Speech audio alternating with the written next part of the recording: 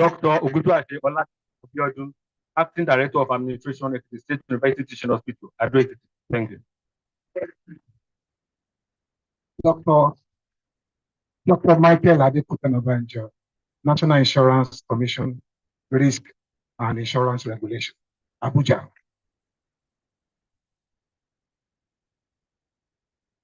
Joseph Oladele Omotunde. I'm the General Manager of Septagos Consulting Nigeria. We're into human resources outsourcing.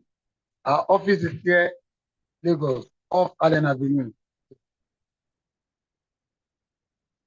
Ateni Jimewo, Head Human Resources, Avian Offshore Engineering Company, location Lagos. Adeniro Alistumba Abolande, HR Admin, Redcare HMO. Please don't look. Shogomo Madam Lola Dokas, Operation Officer, VFS Global, Victoria Island. Thank you. You're welcome. Please keep clapping. Bring your hand, please. Go ahead. Mata Omoegbe, Human Resource Manager and Admin Officer, Standout Properties Limited, Lekki, Lagos. No. Hello, sir. No. Bankole Abiodun, Principal Partner, Pragmatic Software and Engineering Consult, Abeokuta. That is the room boy. All right. Tunde Olaoke, Head HR and Admin. I work at in Lagos here. Okay, the name of my company is the Triplet Studio. So it's a beauty and lifestyle industry. Thank you. All right. You're welcome. Patricia One Head of Human Resources Manager, Royal Mandarin, Chinese and Mayfair Executive, Abeokuta. Thank you. You're welcome.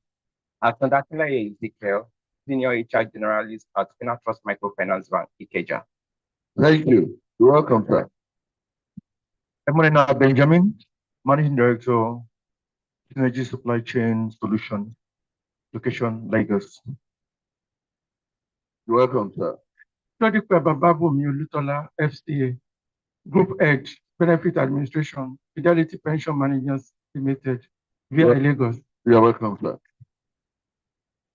Maris Ochanya Otsuba, Operation Head West Africa Zotari, Lekki, Lagos. You're welcome, ma'am. Emmanuel Obina, a promoter, HRO Prince Foods Limited, Ojo, Lagos. Musamira Momo, Standard Organization of Nigeria, Assistant Chief Administrative Officer, Ogba, in Lagos. You're welcome, ma'am. Ambassador Simon Weke, Assistant Chief Officer, Human Resources Administration, Petroleum Training Institute, Group. Thank you for applauding him. Human Resources Manager, Focus Civil, Abulegba, Lagos. You are welcome, sir. Adeni Bagberoda, HRM and Admin, Political Rights Company Limited, Ikeja. Thank you. You're welcome. Obudare Rachel Okoshewa, Educational Consultant, Can Request Consult, PI, Lagos. All right, welcome, ma'am. Patrick Olaoshe, Project Admin Manager, HCI Holdings, Apapa. All right. Thank you for applauding them.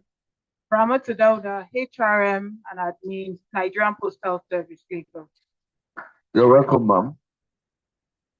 Olatunji Olamide, Head HR, Healthcare Nigeria. Sorry, I didn't hear that. Healthcare Nigeria. Okay, healthcare. Victoria Island. Okay. You're welcome, sir. Espaolo Afunke Olainka, Professor of Crystal School, Ile-Ife. You're welcome. Abibukola Oyewale, Lead Finance and Accounts, Police Integrated, Ikeja. You're welcome, ma'am. Dr. Leke Onabanjo, Senior Lecturer, Osun State University, Osogbo. You're welcome, sir. Justina Meekness Tukuri, Head HR and Admin, Covenant Microfinance Bank, Canaan Land Author. Ota. All right, you're welcome, ma'am. Federal Inland Revenue Service, Emerging Task Office, Victoria Island. I love that name. It could be, I'm dead. Leave me alone. Olaniyan DBG, Head of People Operations at Impact Water Nigeria. We have our office at Ikeja GRA. You're welcome, sir. My name is Otenia Oladapo Charles. I work with Delta Airlines, Head of Admin. You're welcome, sir. Achinihu Samuel Chigranobu, Sales Specialist, Flour Mill of Nigeria Stores, Apapa.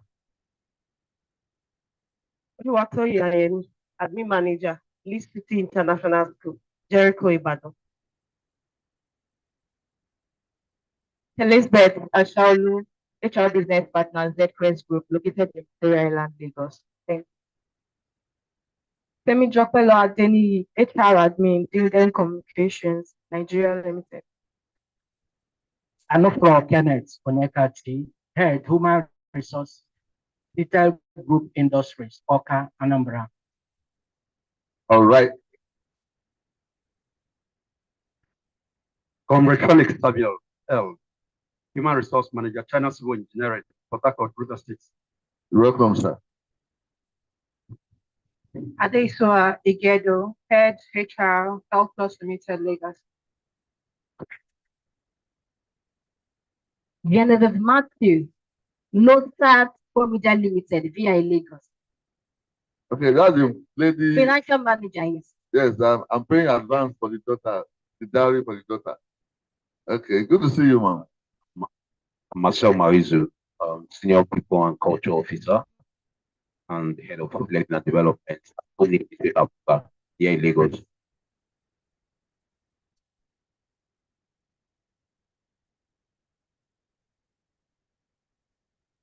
Oluwakemi Olajumoke Ajani, Account Officer and HR Admin, Jotos Graphics. Okay, Oluwakemi Olajumoke Ajani, Account Officer, HR and Admin, Jotos Graphics, Ikorodu.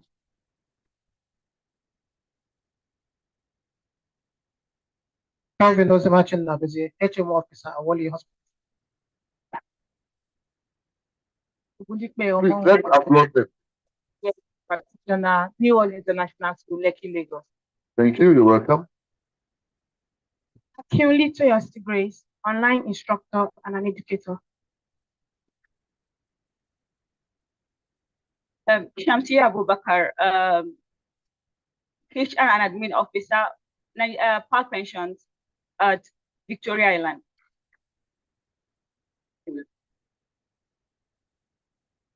Blessing Omololaba, the HR Generalist, part of consulting, Omole, its own. You're welcome. Thank you very much.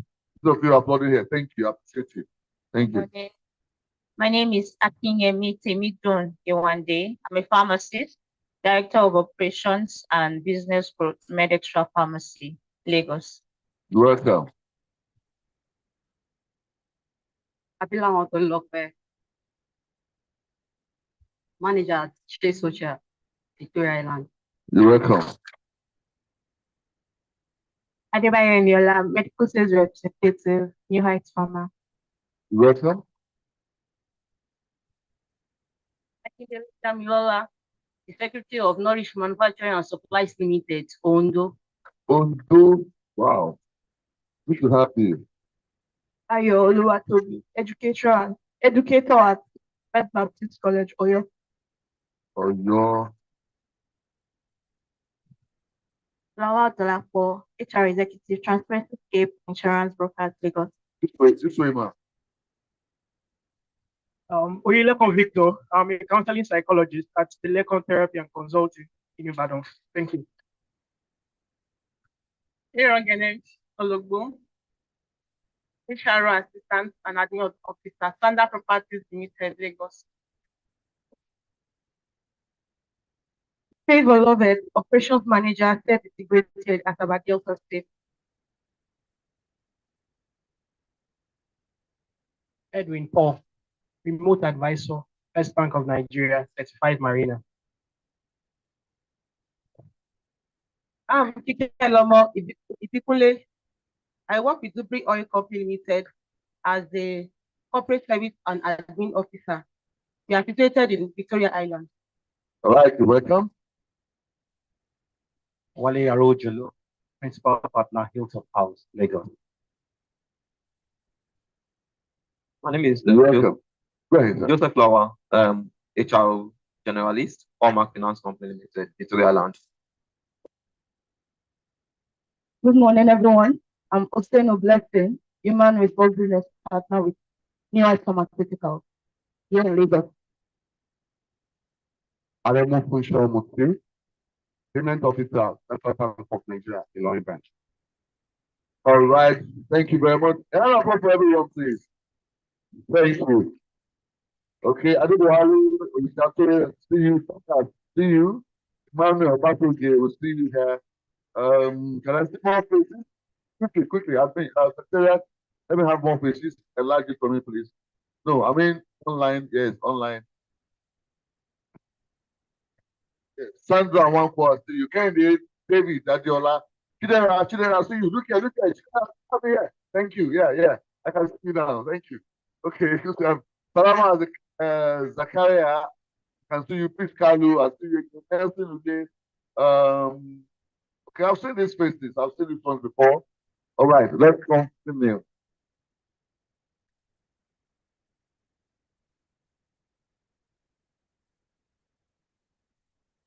I'm able to do this. I'm going to bring few people to this table, and in no particular order. We always do that to make sure that we feel belonging. That it's not about something from somewhere.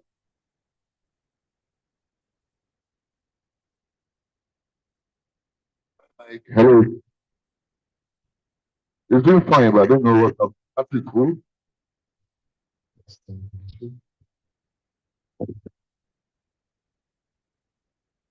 Okay, go with this.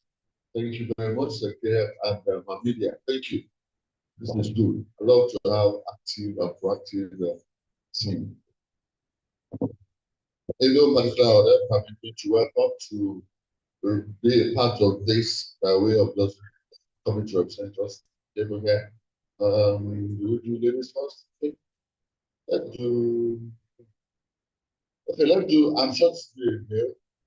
So the day, Baba Pumi, Olusola, exactly. Celebrate that person for me. Celebrate. That's what I said. Celebrate.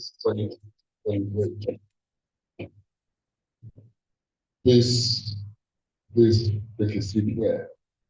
Take a seat here. Okay. Then I'm going to bring another person. Stella Maris, Kochea Osuba. Can I have you please celebrate that time? You have identity that is back now. It's fine. Celebrate that for me once again, please. Madam, please be comfortable. Take the next seat. Thank you. Thank you. All right. Then permit me to bring a strong faculty person. What we do is that we have various ways of impacting life. Like I said earlier, it's not just about certification, it's about impartition, about making things happen, about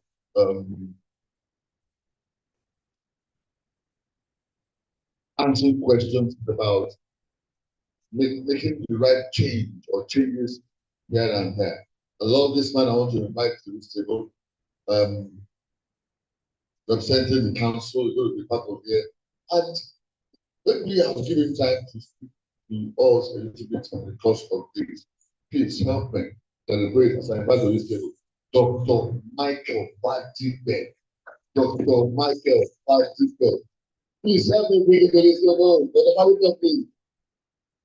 Celebrating for me, Dr. Badibe.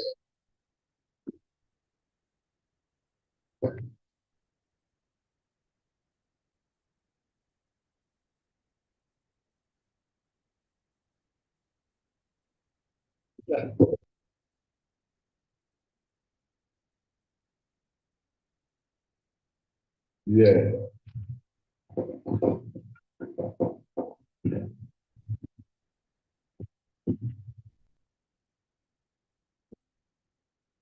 So where did you go? Permit me to do this. I'm going to suspend everything so that we have enough time for the paper presentation. But before then, I want to ignite something in us this morning, and which is the fact that I know we're all professionals, but I want to implore us this morning to please come with a mindset of unlearn to learn. Mindset of unlearn to learn. I'm sure professional, you know what I'm talking about. You know, put aside, go to the online on site, you know, put aside what you know for now, put them somewhere while we do what we're doing here today, so that new things, so that explanations, insights, more perspectives to things that you know or that you don't know, you're going to get them, and you're going to shed light into what you know or what you don't know. Now, whether you know it or you don't know it, that's why you're here. So it doesn't matter. But I prefer the one you don't know, so that you add to what you know. Now, and if some of them happen to think that you know, which I expect that of us, because we're not on the same level, I'm sure you all know that. Yeah, there are some new entrants into the industry that's people that have been there for 20 years, 15 years, so you can't be on the same level. But what we are saying, whatever level, help me put aside what you know. What we do here is not about certificate, but it's about stability. You get that?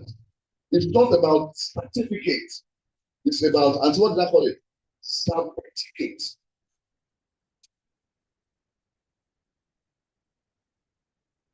We are called and keen on what you know. We are more keen about what depends on professional. So please don't get distracted. Don't carry phone and disturb me when the paper is not. No.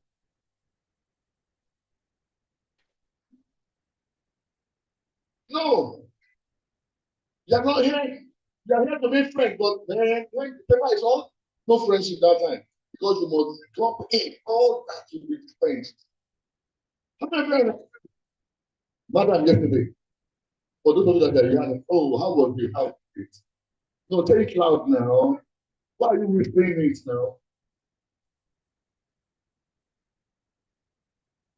Let those that were not there, let them be jealous. So that they can, after some whatever period that you have combined, can advance to the next level so that they can be a part of that training. This thing, the importance that it's about certificates. What promotes you is what you know on the inside.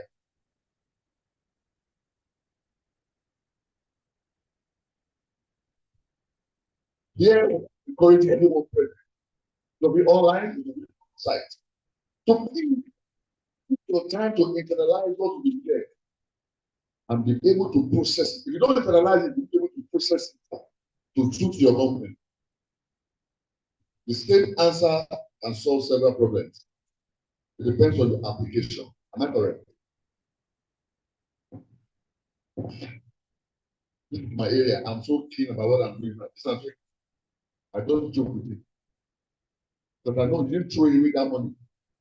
I know some people, you are here, come on, you did that certificate. I know, you get it. We're not going to deprive you of it. But what we are saying is, you want the certificate, certificate also. We want to take something away from there. And from Monday, that's the way you expect to be wondering. That's the way you should come to your table. That's the way you address it. You want to come. Did you hear what Madam Social? When did you start that one? How come? Where did she bring that one from? That means you are started impacting them with the knowledge that you pick up without taking time. I won't talk much. Please jot down whatever you want to talk. If you have questions, when she asks for questions, because I know her to ask you. But jot things down. You have questions to ask, jot them down. When she any question, you raise your hand, she will take you. But more than that, or much more than that, let's make sure that we internalize what we share today. And then those of us online, for any question at all that you have, in the course of this program, please send it to the chat box. We are going to see it there and we'll attend to it. The facilitator will also see it. You can go through it, and from there, we'll take it up. On this note, permit me to welcome. Okay, before the name is that, I've called your name before. Oh, yeah, we can see you also. I think we can see you. So, like, on this note, permit me to welcome. We're taking time. And their facilitator for today, beautiful, elegant, soft spoken, gentle, lovely, deep. I mean it. Deep.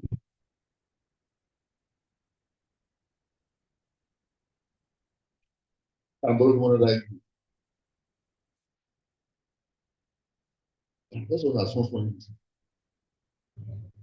Eloquent. That to do with training. That to do with training.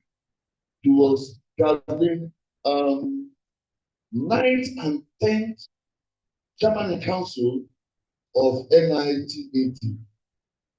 9th and 10th. If you don't have fellow of this institute, permit me to welcome with that every time. The beautiful man that my wife knows that I love a lot. My wife knows that I love her a lot. Welcome, Dr. Ayode Igbe. Let me celebrate her, please. If you don't celebrate her, I will not start you. Madam, can you hear the sound? Yes. Can you hear the sound? Yes, can you see them clapping? You see the video. Give them clap. Oh. Peace. All Peace. right. Thank you very much. Sir. Peace. That's your smile. Peace. Peace. That's your smile. Not again this morning. Good morning, everyone, and it's nice to be here again. For those I met yesterday online, about 140 something of us. It's such a delight to always be with people. I learn from you, you learn from me, and that is what life is all about. Well, if you know those who are very traditional, those of us that grew up in the village, after the rainfall, you hear the toad say, ah, ah. And one of my friends, one of my trainer friend said, what that means is, Bomen, bonhon, that means you give me and I give you. And that is what life is all about. And that is what learning is all about. So thank you for being part of this. Some of us want to rush out to go and attend Owambe. I thank you for attending yesterday. You abandoned the nightlife and you stayed with us. This morning, you are still here with us. Please, if you can't even make the church service or whatever, go and make the afternoon Owambe and relax. So thank you for being here. You are at the right place. I won't want to go far into whatever because I know I have a lot of questions that we will need to give answers to. Yesterday, we couldn't ask so many. This morning, we will attend to them by God's grace. So thank you for being part of it. You are in the right place.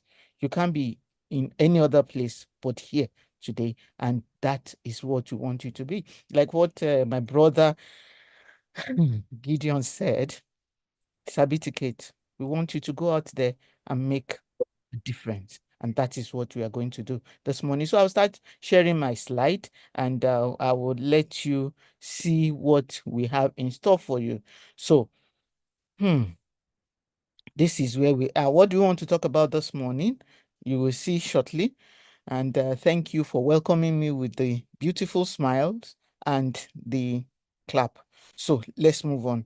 What we're going to talk about, how do we improve employee productivity through coaching, mentoring, and counseling? So many of us have heard about coaching. So many of us are trying to be coaches. So many of us are mentors.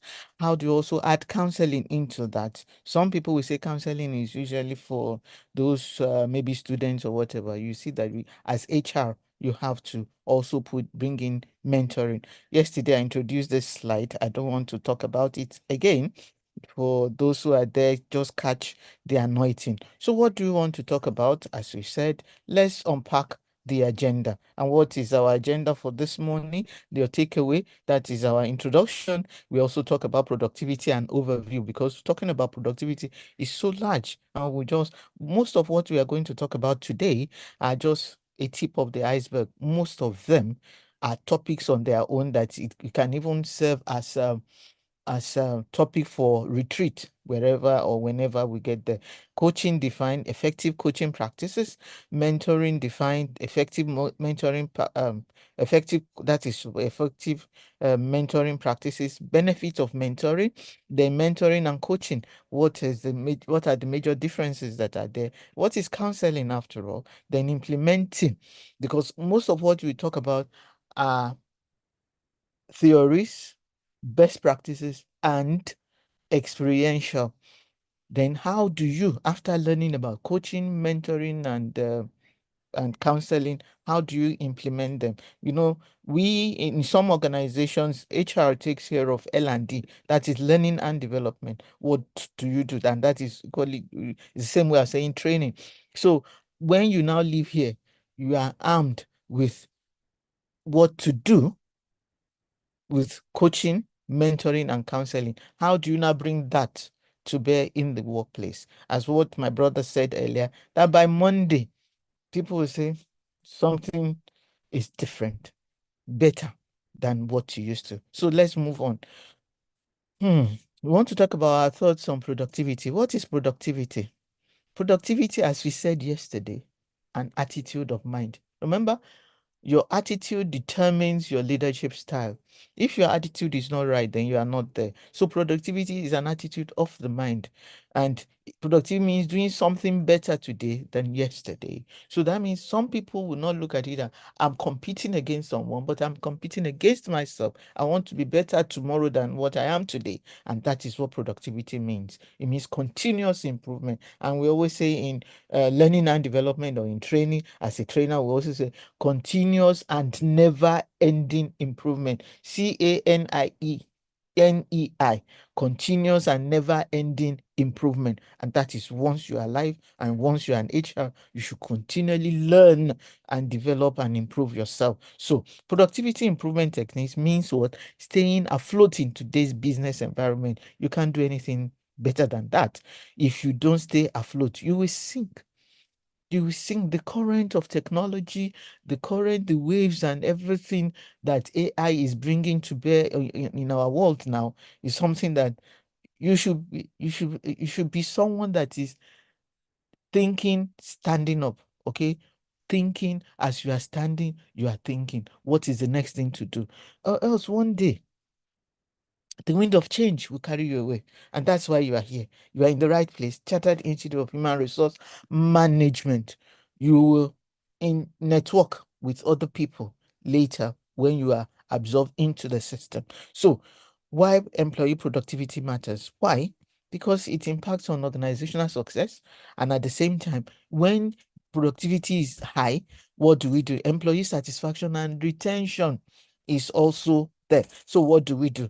We need to look at the overview of coaching, mentoring, and counseling. We need to look at it and see what are the major differences there. So if you don't talk of productivity, how would you know whether your employees are satisfied? And as HR, we are the giants that others should stand on and see that there's a better future for them in the organization. Your organization should be that organization of choice.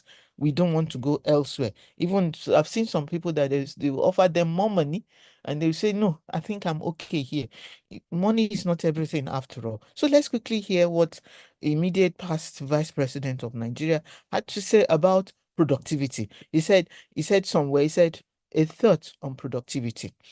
Let's hear what he says here. He said, when I was a young lecturer at the University of Lagos, teaching public law, the department had 3 typists: chief typist, senior typist, and a junior typist. Back then, before laptops and personal computers, typists were the backbone of the academic world, of academic work. Every lecture note, research paper, and official document had to be typed manually. We remember, if you want to know what typists were doing in those days, go to the high courts in Ikeja, you will see the manual typewriter, you will see the Canon digital one that we used to use that started the electronic typewriting. Then you still see the computer. So then when it was so difficult, not so difficult because they were getting along anyway.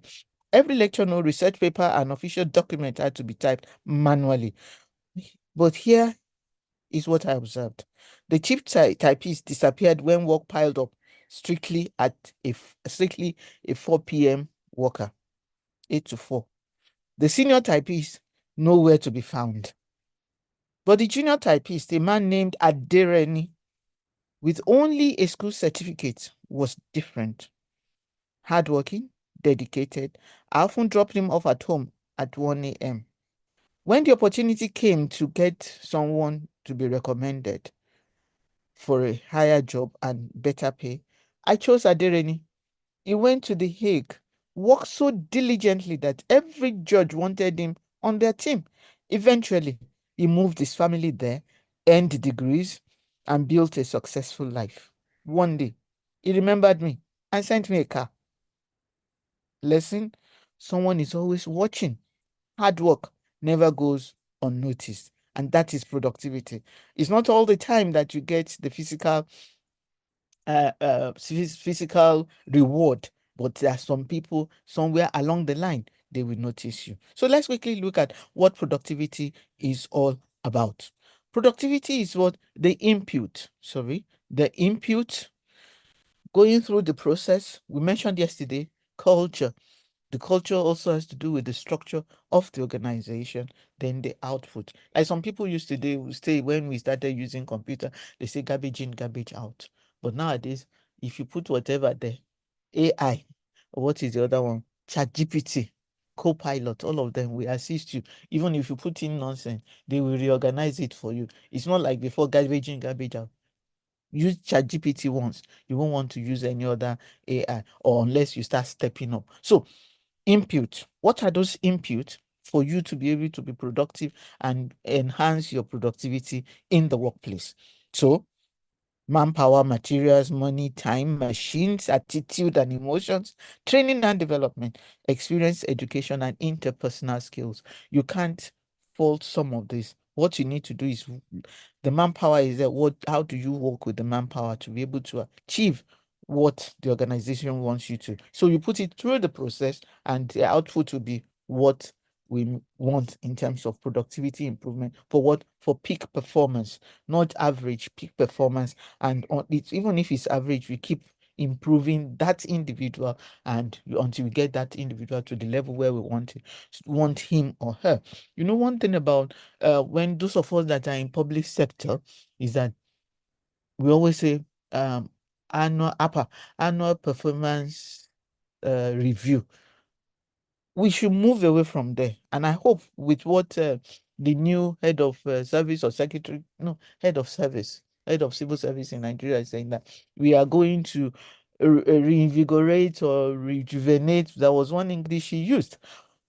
If we are going to do that, we have to review, for those of us that are in public service, we have to review the annual performance appraisal or whatever. It shouldn't be annual anymore. Modern management say you talk about performance management each step of the way, and that is where coaching and mentoring and counseling come to play on performance management. We don't want to wait till end of the year and the deeds will have been done, which you can never reverse and say, I'm assessing you based on this. No, as that person, you don't want to kill the person, kill in quote, you want that individual to improve to a level of better performance tomorrow than today. And that is where productivity comes in. You can't just say, I remember one of my directors general in those days, he said we used to, what he told them was we should every week review what we did the week before, so that as we move in to the new week, we are moving to something better than what we did before. Then we thought that this man is just bringing so many things that we cannot do. But eventually, we realized that we needed to. It's not waiting till, like what we used to say in those days, Almighty June, waiting till December. And when we wait till December, some people are very good. I wish I started with that. Human beings are like amoeba. We can change based on the situation we want, so that when it is towards December or Salah or whatever, I'll be so good so that you can assess me well. That's not what we want. Performance management, each step of the way, correct them. As I said yesterday, the office will outlive the worker. It's not by saying that I will be here forever. No, we can't. We are going to move at one point in time. So people are the most important and promising area of productivity improvement. And we need to look at that, people. So there are two aspects of productivity. The soft one, which is qualitative, which you can hardly say you put your hand on. But at the same time, remember, let me give you the example of GT Bank. Sorry, they didn't tell me to advertise for them. When GT won or received the ISO something, ISO on quality, ISO whatever, I can't remember now. There's so many ISOs now. When they won that, or they earned it, not won, they earned it. I said, how can you give somebody ISO on something that is not tangible? And they now said, you can do that based on what? The quality of service delivered. So those of us that are in the service industry, don't think that, because the person has not produced 10 of what item or whatever. Assess yourself based on the quality of what you are giving or serving your customers or your stakeholders. So that is one aspect, qualitative, soft. Then the other one is quantitative. We won't say it's hard, but quantitative or technical. That is the aspect that you can measure. You have to carry 10 bags of cement in 1 minute. If you don't carry it in 1 minute, then you are not productive. That you can see, you can quickly measure, but some that you cannot measure are called the soft aspect. And what are the soft aspects? On the right hand of the screen is of the soft aspect of productivity is productivity culture. There should be that culture in your system to know that our teams are working, we have quality work, they delight our customer, our work ethics are none second to none, and caring for the workforce. These are some of the areas that which we can use in measuring our productivity in the workplace. So let's look at the soft aspect of productivity, which has to do with human beings. Look at these faces on the right hand side. Indicted, arrested, resigned, under pressure. Remember Raskimono, under pressure. So many people, when they're under pressure, they can't perform. Their performance nosedive. Those who are indicted just feel, it's not my business, I'm out of the place. Some were arrested because they left customer care or whatever, and something happened, and they were held accountable. Let's put ourselves in any of these boxes, because God will not let us be there. Unless you want to retire or resign based on something better in the future. All these people, they took some of these soft aspects of productivity and they found themselves in this mess. So when you, as HR, what do you do to work on the soft aspect of productivity? The human beings, the workforce that we that make sure that the organization's ideals, the vision, the mission are achieved. So what are those things? Those are the things that we have on the left-hand side of the screen. Opportunities exist where you find it as HR. Be that binoculars that you can use to see what is out there. Be or ahead of you. Be that sensitive person. Always see opportunity everywhere. Don't look at it and say, oh, they don't know much. But no matter what the situation is, positive people will always see what? Opportunity everywhere. So HR, one thing that we should go away with is what? Positivity. That is PMA, positive mental attitude. Okay. Opportunities are not based on luck or position. Remember that. Some people will say, "Yeah, you was just lucky." It's not every time that luck will shine on you. So they are the result of what? The right attitude, like what we said yesterday. The right attitude will make you not to fall into any of those boxes that we have there. So what you need to do is that if success was only about knowledge and brilliant talent, then why is it that business or organizational landscape or business or organizational landscape is littered with so many failed executive and businesses? Think about that. It's not that by knowledge alone, technical proficiency does not win it. Educational, whatever, will not give you the crown. So it's all about what you need to do to be able to get there. Get the people to do that which the organization wants us to do in order to get peak performance that will lead to what? Higher productivity in the workplace. Let's quickly settling into coaching defined. Let me see if there's any questions somewhere there. We'll talk to that. We'll attend to that later. So, coaching defined. What is coaching? What is the purpose of coaching? We need to focus on special skills and goals.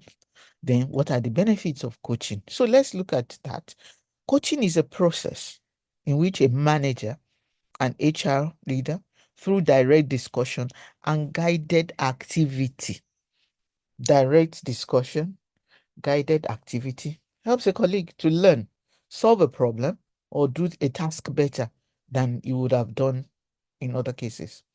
So let's look at that. Direct discussion, guided activity on the job. It is also an act of facilitating performance, learning, and development of others. Remember, act of facilitating performance, job related. So that means coaching is what? It is related to performance issues.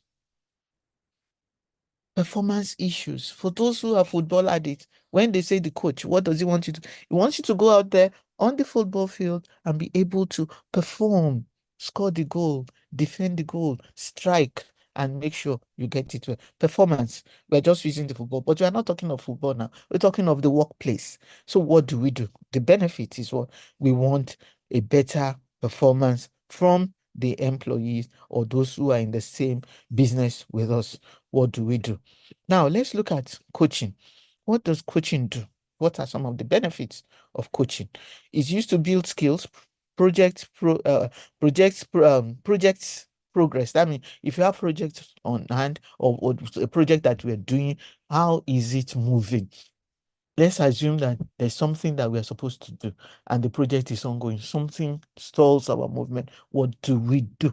Who will assist us to move from point A to B so that that project will go on? It helps us to solve problems, okay? Develop careers, because by the time you realize that this person can do well and there's something that is stopping him from getting there, so you coach him, okay? Especially on the job. This has nothing to do with academic qualification of the individual. What are your hands on the work, on the job, on the shop floor, whatever you need to do?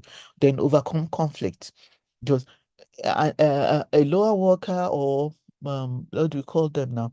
Those we call did you call, what did you call them yesterday on our what do we not the backbone now.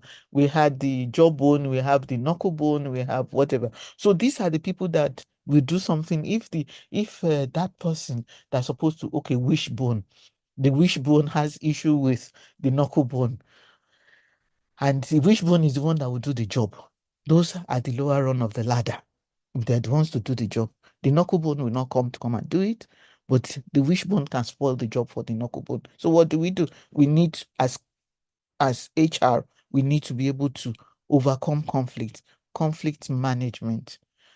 I have issue with those who say conflict resolution. There will always be conflict. You'll always be resolving problem, but you need to learn to manage the conflict that is staring you in the face and be able to now say, from here, what do we do next? What do we do? There will always be conflict. Wherever people are gathered together, it's not all the time that they pray. You know that. Wherever two people are gathered together, they say, God is in our midst. Yes, but remember, there will always be conflict. So remotivate employees, brainstorm, and be able to help human capital development, remove blind spots and unlock a person's full ability. Because when you coach the person will have more confidence that I can do it, even when that knuckle bone is not around, to showcase myself. So coaching is the process by which an individual creates an environment that enables others to accomplish their goals and objective more effectively, efficiently, and flexibly. So we need to be able to provide the enabling environment so that the individual will grow and learn and unlearn and be able to impact the knowledge and skills that we have. So a coach is a different kind of observer for action, who listens for commitment to what you are trying to accomplish. Are you one as an HR leader? So what do we do? A coach is more committed to your commitment than you are, because when you succeed, he also gets the accolade that those that supervising are doing well. A coach is a partner in creating a different future for you. Don't see him as someone that wants to take your job. Don't see him as someone that is out to pick on your faults. So as a coach, HR, as a coach, make the person, the coachee, or the person that you are coaching, to believe in you, that I'm here to make sure you do better than what you are doing. Don't make them look at you as HR, that you are there to bring them down because of the fault that you see in them. So they act as a thinking and learning partner. Listen to commitment, observe action, and help us to get there. Have you been able to fix yourself as HR, as a coach, in all what you have listed here? So you need to be able to make sure that the person you are coaching, even if you are not the coach or somebody that you deploy as a coach to an employee, you should make sure that that person is someone that is result oriented. He can keep whatever is said to him alone. Not that, do not say I told you, this person is that, because immediately the coachee feels that something is wrong, he will not trust you again. So you need to, as HR, be able to deploy proper coach to someone that you want to go higher there. So what do we do? Let's quickly look at the types of coaching that we have and how do we manage them. Then we need to give advice, solve problem, outside assistance from an expert. So what type of coach can we get? A coach can be your direct supervisor, or you bring in someone who is an expert, because at times when there's what we say in Nigeria we call see finish. If your supervisor is someone that just said, what does he want to tell me? He's just a JJC, just graduated from the university. I know better. I've been on this job more. So you as HR can bring an expert from somewhere that will coach him to get the job done. It could be temporary, it could be something that is ongoing, and you'll be able to solve the problem and improve the skill and behavior of that individual that we want to go for higher performance. So you need to look at different ways of managing your coachee, as well as getting a coach to understand what we are talking about. Now, let's quickly run through mentoring. Mentoring is also a style that you can use in getting someone to better performance or peak performance. However, the major difference is that mentoring is not directly on the job.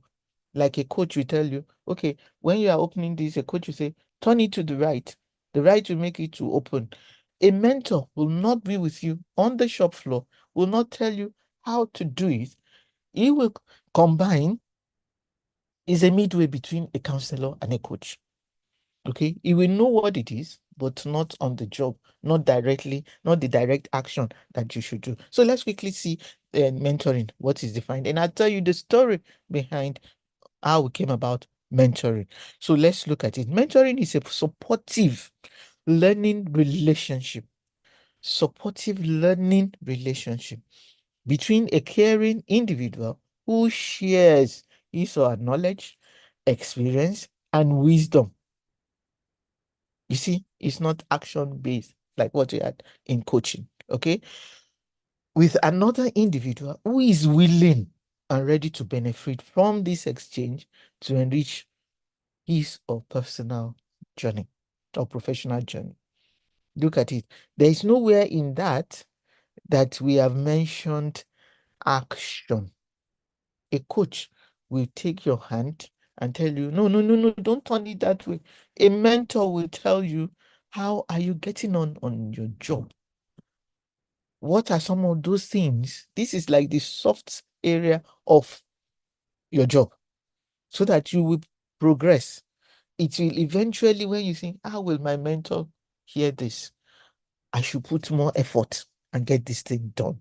Okay. So mentors are skilled people who go out of their way to help you clarify your personal goals and take steps towards reaching them. One who guides without leading, teaches by example, and is willing to let the mentored one experience the bumps needed in learning and growth. You see what we are saying is using his experience to make you get there. He's using his experience that you are not alone on this journey to your job or to your getting your profession done, but you are in a journey with someone that will lead you emotionally, psychologically, and everything. And I will also bring my experience to bear. You see, there is this organization when mentoring became the vogue, I think in the early 2000 or so. Some organization institutionalized mentoring that the new entrants immediately they come, they put them in departments, not put department where they will work. They attach them to mentors. Someone in finance can have a mentor in admin. Someone in engineering can have a mentor in finance. Their jobs are not the same, but he's bringing experience for you to learn from. So let's look at mentoring. There are two types. There is the formal and the informal. We're going to talk about the formal one and where we can use deploy mentoring in the workplace. So let's look on the left-hand side of the screen. Today, planned mentoring program. It's not just you don't do it haphazardly. It has to be intentional for you to get there. So look at it. It starts with a diversified workplace, not a place where everybody will just say yes, sir, yes, sir, yes, sir. No, people will come. Remember yesterday I mentioned the different generations in the workplace. That is a diversified workforce. The old, the young, the whatever, everybody in that place. So we now see it's also for what career development. Then you now say, I don't think I belong to this place. I think my brain is too high for this place. Your mentor can make you stay the next 35 years and you wonder why. How? Me in this place, I thought I wasn't going to stay more than 5 years. And you find yourself developing a career in that place, developing interest, maybe because of your mentor, okay? Not necessarily because of your coach, okay? Then for new hires who are just coming in and you see, and for you as well, as a mentor, HR, are you mentoring people? Do you see yourself as a mentor? So remember, it's a relationship between two people, the mentor and the mentee. It also could be formal, like what you have said, then also the informal, like some of our Igbo friends, what they call apprenticeship is the informal one. It has to do with your personal qualities, your capabilities, and the potential. You look at a brighter future. What can I do? Okay, it's a sort of guidance, support, and feedback, respect, and trust. So let me quickly now give us the story how mentoring came about. There was this. It has to do with the Greek mythology. There was this Greek god. He was going on a war that he never knew that when it will end. He had a son, Telemachus, and Telemachus, he didn't want to take him along to war. So he took Telemachus, his son, to a friend, and the friend's name was Mentor. And what the Greek god Odysseus, they call him, now said, stay with him till I return. So throughout the years that he went to fight, he never had anything to do with the son. The son was with mentor. That is where the name came in as mentoring. So by the time Odyssey returned, Telemachus was a young man, and he learned so much from mentor. So from that time, when you get in someone, a new a greenhorn that is probably on a job or doing something, you now mentor him not as a coach but as a mentor to learn the affairs of the world beyond the workplace. That is what a mentor is all about. So mentoring came from the man mentor who mentored Telemachus, son of Odyssey. So that is how mentoring came into being. So look at it that it could be like something like what you call the apprenticeship of the Igbo Ogam. You go to Idumota, you will see them. The person that by the time the person is going, they just give him whatever I will use to start his own business or where. So we learn some things. How do I manage my business? How do I manage the workplace? How do I manage the relationship? Mentor. So let's move on. So effective coaching practice, what do we do? You set clear goals, setting clear goals. Before it used to be smart goals. Everybody knows that. Now we're talking of smarter. Some have even talk of smarter goals. Your goals should be exciting, and at the end of it all, we want results. If there are no results, then what have you been doing? You should also get regular feedback, timely. You should also build trust, so that at the end of it all, as a coach, that you want that person to use his hand and head to get things done. You steer the individual to get the job done. So what steer now becomes an acronym for sport. That means get involved. When you say, what are you doing today? We are doing this. Tailor, encourage reflection on what we are doing or what we have done. How can we correct it immediately? Explain, encourage, and review. Because a job that is not reviewed is, you can never get the right thing done. So at each step of the way, let us review what we are doing. So let's look at this and see what a coach can do in the life of a coachee. So now we've seen that it stares. Then now looking at mentoring. What are the effective mentoring processes? We need to ensure that mentor helps in learning the ropes, adjusting to and preparing for and advancing within your profession. I'm not an accountant, but I'm your mentor. So I want you to progress in the line of your profession as an accountant. I want you. So when you, as HR, you wonder, I'm not a coach, I'm not a mentor, I'm not. Why is this woman talking about it? One day you have the opportunity to mentor someone. One day you have the opportunity to coach someone on the job. Know the differences. Know that even if you are recommending somebody for that job, you need to know what the person is going to do, because most times you have to get the job schedule, you have to do this, you have to do that, and HR, that is our area. Job schedule, KPI, key results area, get all of them done. So mentors, what do we do? Educating, coaching, sponsoring, and protecting. The mentor helps to develop a greater sense of competence, self-worth, identity, and enhance effectiveness in a professional role. I'm not turning you to be an accountant, but I want you to do better as an accountant. That is my role as a mentor. Role modeling, encouraging, counseling, and moving from transitional figure to a friend. That at the end of it, oh, that's my mentor. That is my mentor. And how do you manage this mentoring process? So whenever you recommend people for mentorship or mentoring process, know what is expected of them. Don't just play lip service to it. So what are the benefits of mentoring? Benefits will come to the mentor, to the mentee, as well as the organization. For mentor, you need to learn. You will now own your own new leadership skills, like we said yesterday. Mentoring someone will also make you to be ahead of your mentee, to know what can I do that is different, that will make this person want to believe in what I I'm doing for him or her. Remember, we said trust is one of the words that a mentee should have in the mentor. So, mentee, what are some of those benefits? Sound advice, and you believe that this person is going to assist me to develop new skills for the organization. You have a more motivating, effective workplace and good role models for employees. When they look at you, I say, because of that man, honestly, I enjoy working in this place.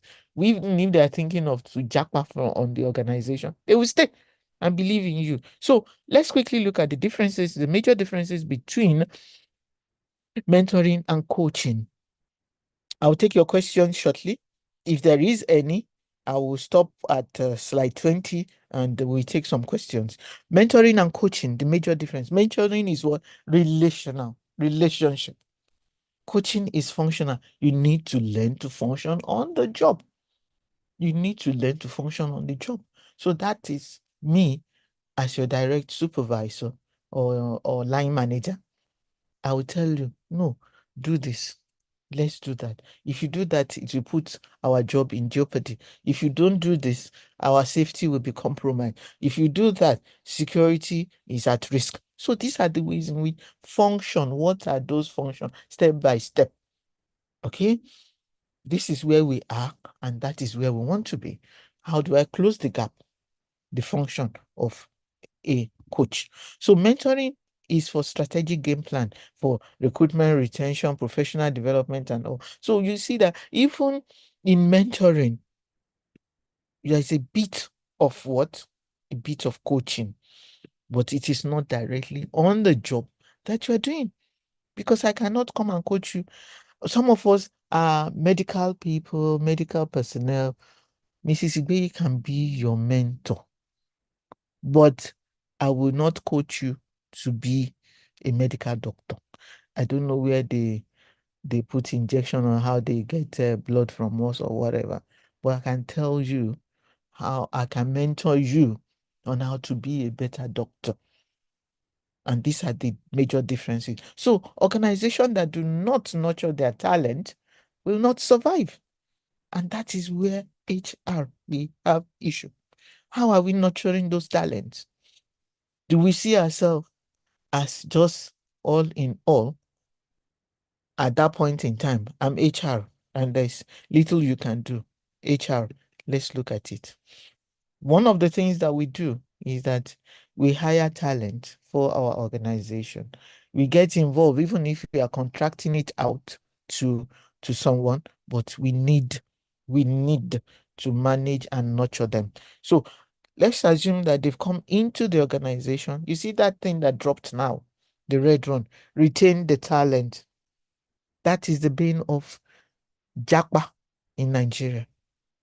Because for you to be able to retain talent, you need to recognize their worth.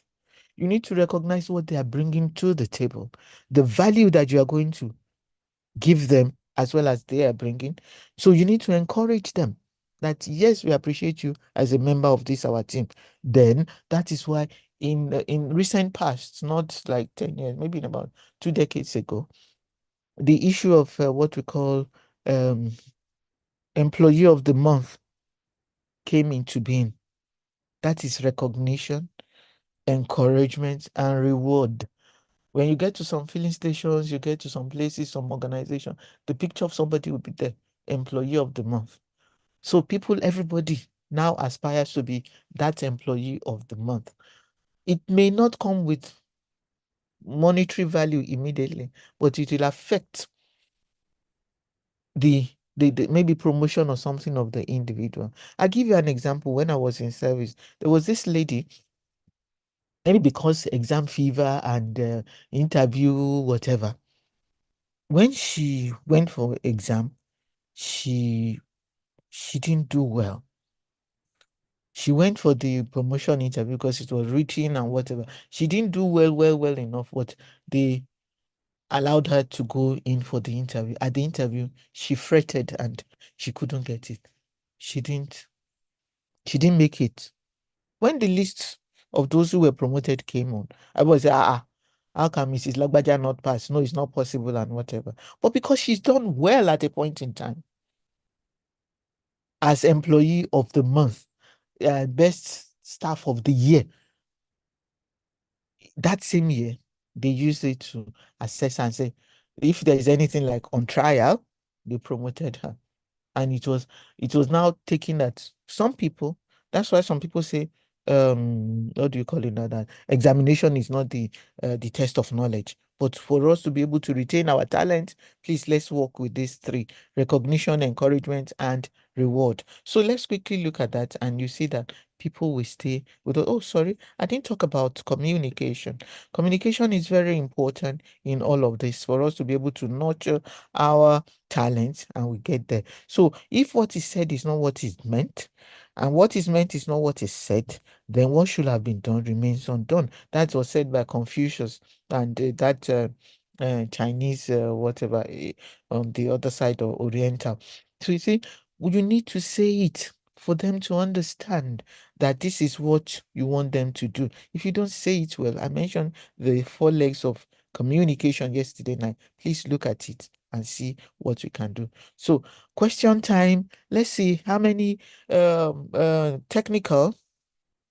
Is there any question from those who are on site and those who are online? Did you drop anything that I missed out? Let's look at it. I wish I attended in person. No. Those on site, please. Those on site. APA has been replaced with performance management system. Thank you, Rebecca, for this. You know, I retired in the public service. Fantastic. And how often, Rebecca, do we use this performance management system? Is it still the same once in a year? Rebecca, please reply me there. Okay, is it still once in a year? If it's still once in a year, it is not performance management system. You have to be able to do it at least, whatever. Okay, then somebody, I think this person, Cynthia, said ISO 9001. Is that what GT got then? Okay, then productivity in public service must now be smart, specific, measurable. Yeah, it's always been like that. We always play with service to it. Okay, but how well? How well? How well? Rebecca, I do Susan say wishbones. It's now monthly. That is fantastic. That is performance management is now monthly. That is awesome. That is awesome if it is really working. So that is that for those online. On site, is there any question for me or anything that anybody wants me to explain before we move on? Okay, if there's none for those on site, it's fine. So our technical people will get us there. Okay, PMS is now monthly. I love that. I love that. I hope the public service is not playing lip service. We also submit quarterly report on our job description. Fantastic. Awesome. Awesome.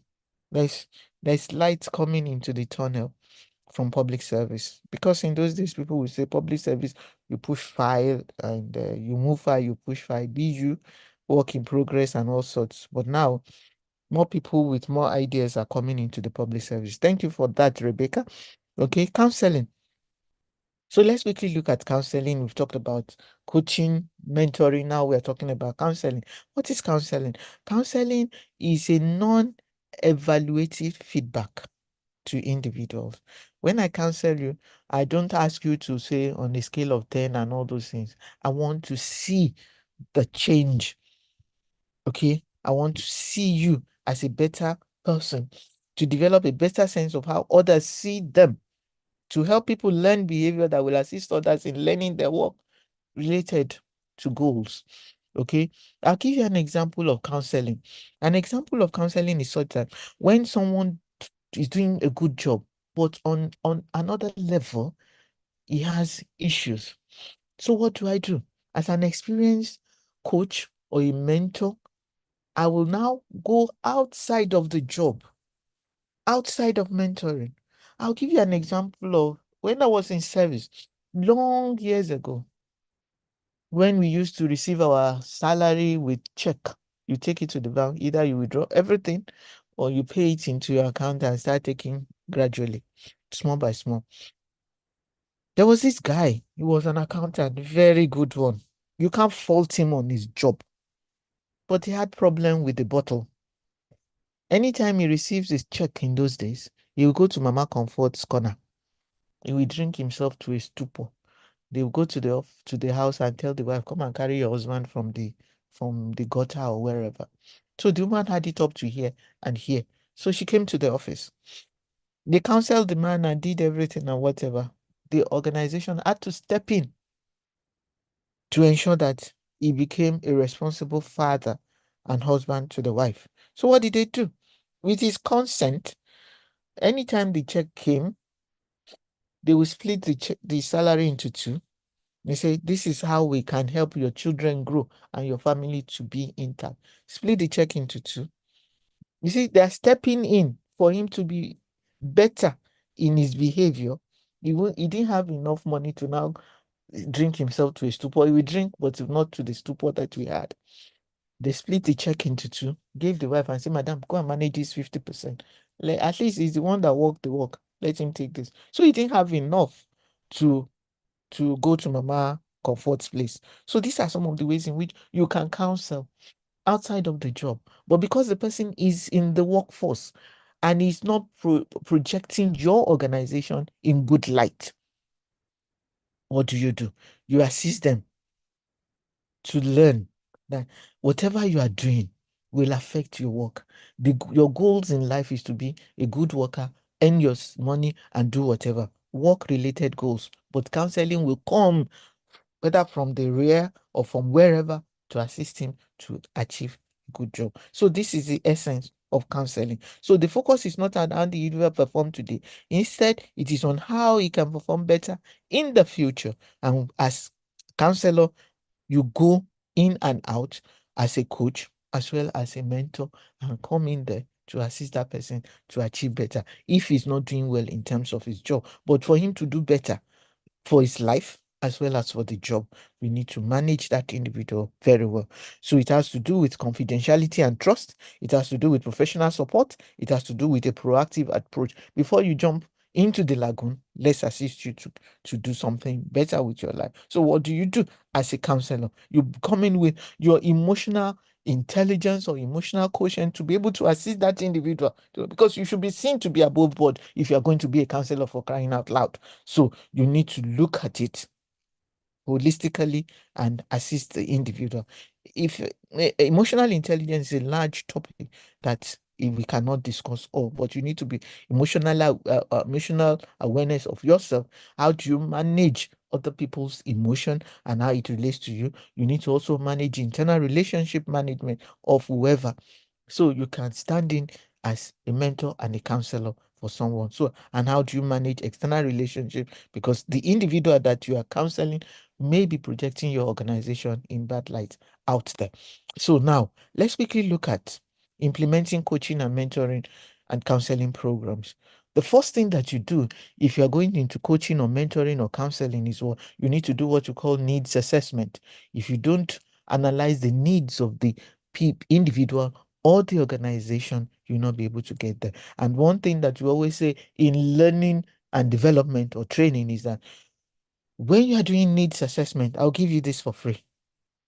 When you're doing needs assessment, remove the non-training before you deploy training. Because the error that most of us do as HR or L&D is that, oh, just give them training. No. If you give them training and the non-training aspects are still there, that is why when you send people for training, say, we have sent you to London, we sent you to America, we sent you to Dubai. On training, you have not changed. How will you change? Because there are some things inside the system that is making him not to perform. He has come with so many brilliant ideas. They poured everything in there, but he comes back. Soldier go, soldier come, barrack remains. He can't get it done. And that is the bane of some of what some of us are experiencing. So needs assessment, when you do any needs assessment, remove the non-training before you deploy training, or else it will still remain the same. You have to, there's a need for you to train the coaches, the mentor, and the counselors. So give them the necessary skills. And when you give them the skills, if there are resources that you need to give them, please Don't hold them back. Continuous evaluation, as Rebecca rightly told us, monthly, quarterly, or whatever. Measure what you are doing so that you'll be able to eliminate the challenges and provide them with solutions to whatever. So what are some of the challenges that we are facing as HR in trying to implement some of this? Is cultural attitude towards coaching and mentoring. Cultural attitude, different cultures in where that's why that let's see. Okay, Rebecca said there is a great change in the public service. It's either you perform or you are showing the way out. We are waiting for that. Do you know who I am? Will always come into play here. You're showing the way out. And you know you can't show the way out in public service unless there is gross indiscipline or gross whatever misconduct. So these are some of the things that we still need to look at to be able to get the best out of these people. Why is it that people are not running into the public service? When they do, it's because man no die, man no rotting. 30 days make a pay. At least I'll get salary. So that is it. But let's see if they are going to show people the way out. Remember, there is a public service rule. You can't show the person the way out. You have to follow the due process before you get there. Despite efforts to convince my top management on the need to train our employees, they have vehemently refused, and only those mandatorily required by principals. How do I handle this situation? Please, Tila, let's get this done when we finish the presentation so that we can break it down for you and see what you can do in order to assist you to manage the situation when they don't want to listen to what you have to say. So what are some of the common challenges in Nigeria? Cultural attitude towards coaching and counseling. Resource constraint is not in the budget. Even when it's in the budget, it's not for your department. The money that is meant for training, the money that is meant for counseling, we need to manage that very well. We need to manage it, or else when the resources are not there, there's little I can do. I have everything here, but if there's no money to bring them to reality, I can't do anything. Overcoming challenges that we need to be aware and educate our people. Then we need to leverage technology to get things done, because it's not all the time that you say you want physical training or you want the people to be there, and so that when it's physical, there'll be tea break, there'll be lunch break. The resource person will also be paid. If we don't have a training room, we have to go and hire. These are some of the challenges. Resource. So, but thank God for COVID. We will not be here. I will not be here talking with you if it's not COVID that brought about the issue of hybrid and in training. So we leverage technology to get there. So attitude that cooperation is better than controversy. As HR, cooperate with all those people that we need to get us there. Remember, HR, we can work in silos. So our reflection on what we have said so far. Let's start. Start doing what? What didn't we do? Let me see if there's a question. Okay, we'll get to this here. Okay, in a scenario where a mentor willingly doesn't want the mentee to be greater than him. How can the mentor not? Before you match them, okay? Before you match a mentor and a mentee, there should be a meeting, not between the two, you and the mentee and you and the mentor. Get to know that is part of our needs assessment. Get to know what the mentee wants. Then you match him with a mentor that has the same level of thinking with him. So there's no way a mentor will say you cannot be greater than me. I don't believe in that. But for whatever it is, please, before you match them, get to know the two sides of the story. So our reflection, start doing what? What didn't we do that will make us more effective and we should start doing as HR? Stop. What did we do that got in our way and we should discontinue? Then, like the traffic light, stay. What did we do that worked well for us, and we should continue. So on the right hand side, you see the green, the red, and the amber. So as HR, critically examine what you have been doing. How well have they worked for us? How well have we used them to better the organization's vision, mission, and the outlook of our stakeholders to the organization? So HR and those who are into mentoring, coaching, and counseling, it is we, us, not what, not I or me, build a community in the workplace that will ensure that we arrive at the destination. Okay, avoid what you call myonization. What is myonization? Let me see what the question is here. Elasticity. Let's see, who is this? No, that's not. Can we get the slide? Yes, sure. You get the slide. What is myonization? We should always remember that the workplace is a community. Most people would like to work with less skilled workers than the highly competent snobs who feel that they know so much. Okay, competent, they feel they know so much, so their noses are in the sky. They will not leave something. They will not plant seed in the lives of those that are coming behind them. They would look at it and say, "Wait for your turn. I waited for my turn to get here." No. No one succeeds alone. If you don't believe in people, people won't believe in you. I, mine, my, me are all about what? My ownization. They do not work in the workplace. So the ability to deal with people is as purchasable as a commodity. And I'll pay more for that ability than any other under the sun. So I'm not going to pay for your ability to get people along with you or get people moving with you. But what you need to do is that if purchasable is not by cash or whatever, well, I can do so much to get people to work with me so that I will not be alone on the journey, and I will not work alone. I will not be somebody working in silos. So what do we need to do as HR? We need to develop a new mindset. And what is the new mindset? Watch them grow or see them go. They will japa on your organization, no matter what. Why is it that all those people in medical fields are jackparing out of the country? You say this because of the money, but some of them frustration. They see them grow or see them go. So what do you need to do? You need to train them through coaching, mentoring, and counseling for them, counsel them in order to close the identified performance or skills gap so that they will be there enjoying the job. Okay, retain them so that you'll be able to retain them for business success.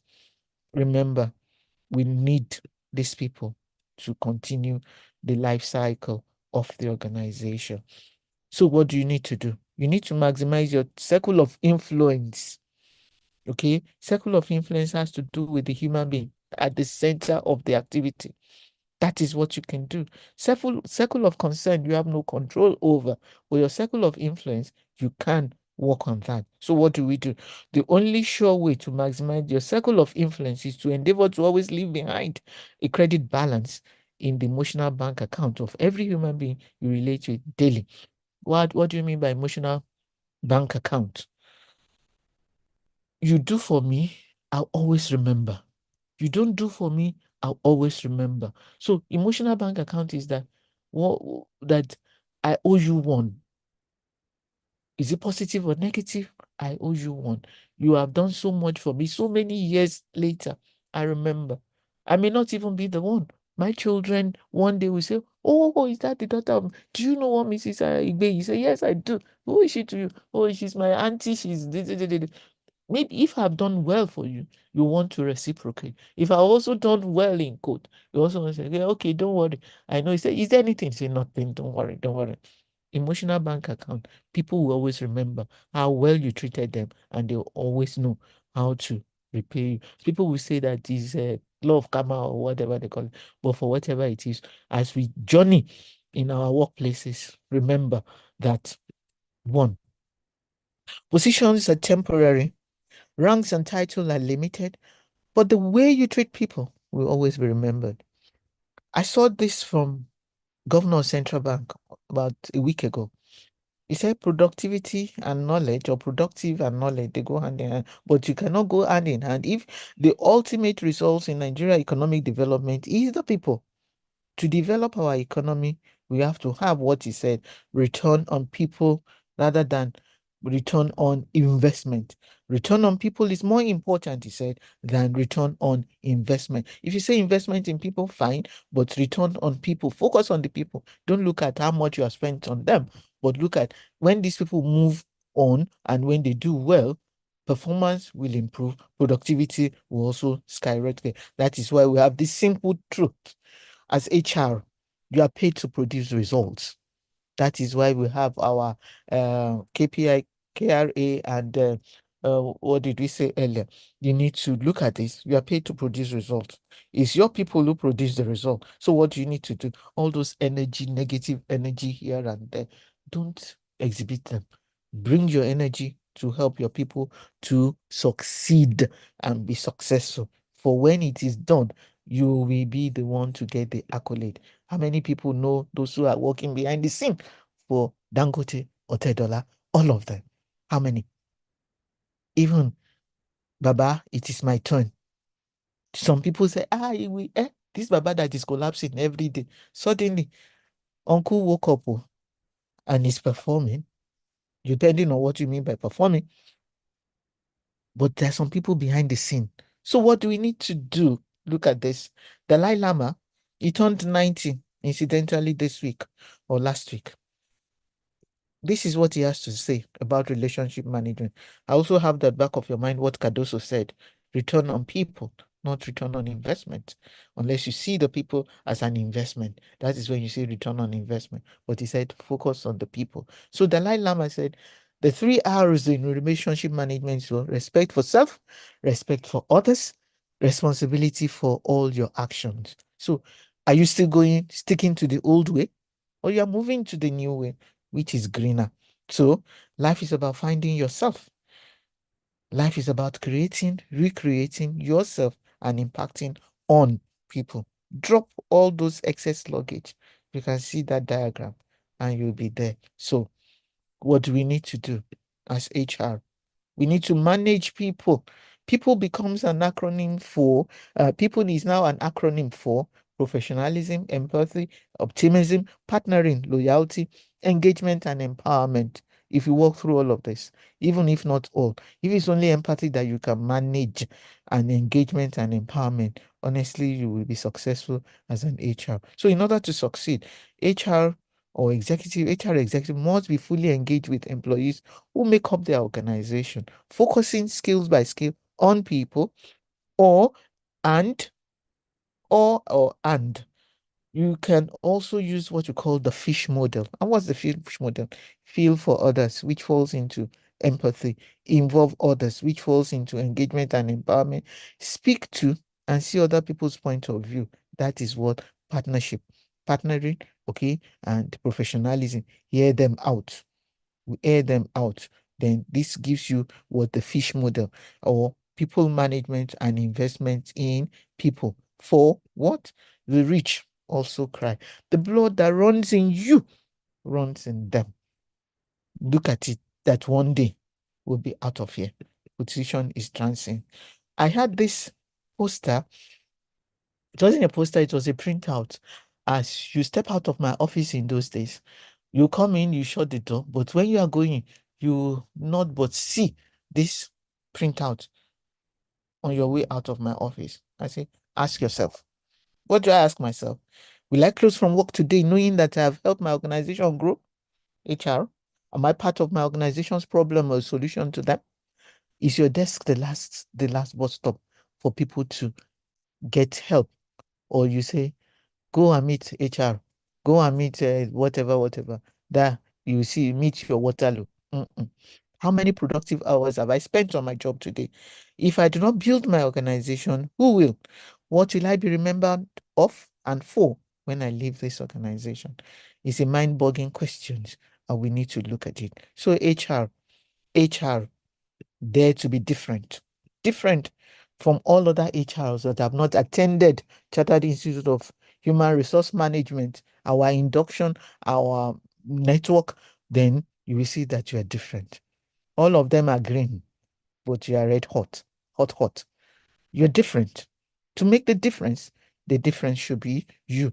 Dare to be different, and you'll get the reward of being different. So, in conclusion, keep moving forward. How do you move forward? Okay, that's why different organization. Thank you for that, Kendi. So keep moving forward. Let's take this example. If a great shark were to stop swimming, it will die due to what? A lack of oxygen. If it wants to survive and thrive, it has to keep moving forward. HR professionals will have to unlearn, relearn in order to remain relevant as the profession keeps evolving at a fast pace. It never pays to stand still. You will have to keep moving forward in whatever form.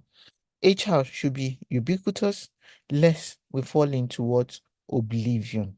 So now let's look at this. Finally, coaching and mentoring. Coaching, mentoring, and counseling are about helping people develop themselves. In management of today, there's no more important role to perform for HR for us to get there. So the most valuable four-letter word for HR and for all of us that are working with people is what? Team. We should value our team members. Let's value them and they'll be able to work well for us. So let's quickly take this and let's take this question. Is there any question in the chat box? Okay. So is there any question in the from the floor so that we can get there? Is there any question from the floor so that we can get there? Any question? Any question? Because I want us to go to one of our, is it? One of question from the floor. My brother Olubile Gideon, do you have anything there for me? Any question? If not, let's quickly get this question done. No, please check it. Chat box. There's something for you on the chat box. Chat box. Yes. I can't see any. I can't see. Can you read it for me? There was one I saw there. Can you open it? There, somebody said, what I have here last is what? Thanks, ma. That is why why is that different organization? Thanks a lot, ma. But why is that organization use different management style? If I understand this question, we say, why is it that different organizations use different management style? Of course, all of us have different visions and missions. One size does not fit all. There's no way we can all see. Let's even take this example. What's the name of this? The president of the US. They are talking about their democracy, which they want the whole world to imbibe. See what is happening there. And they want us to imbibe their own form of democracy. Democracy is democracy. Then why are we having different types? So it's very good that we look at it that will it work for us? Their own type of management style, will it work for us? What are we talking about? So please, let's see what we can do to get there. What will work for you may not work for me. So manage it well. Okay? So let's look, how do you as HR professional handle a supervisor who has yes, please. Yes, my brother Gideon. There's Deborah Dauda Gian. She said, how do you Tina. Where's Tina? Tila best. Oh, okay. Okay. Despite efforts to convince my top management on the need to train our employees, they have vehemently refused and only do those mandatorily required by our principal. How do I handle the situation? One way you can handle the situation is keep recommending. One day they will balk. They will buckle under the pressure, because when you try to put your organization beside those who are doing the same business and are doing better than your own organization, you will tell them that you have gone round, okay, to see those organizations that are doing better, and what is the thing that makes them to be different from us.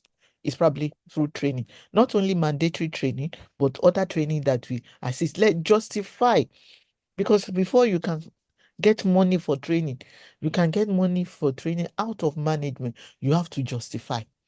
They always say you justify the essence why we are where we are spending this much, what came out of it. And what we should do as HR is that anytime people go for training, please let them calm down, cascade whatever they have learned. You will show them that training is important. If they don't train, there'll be more issues than as outside of the mandatory one. People need to cross pollination of ideas, that we always say. And when they go and come back, let them download.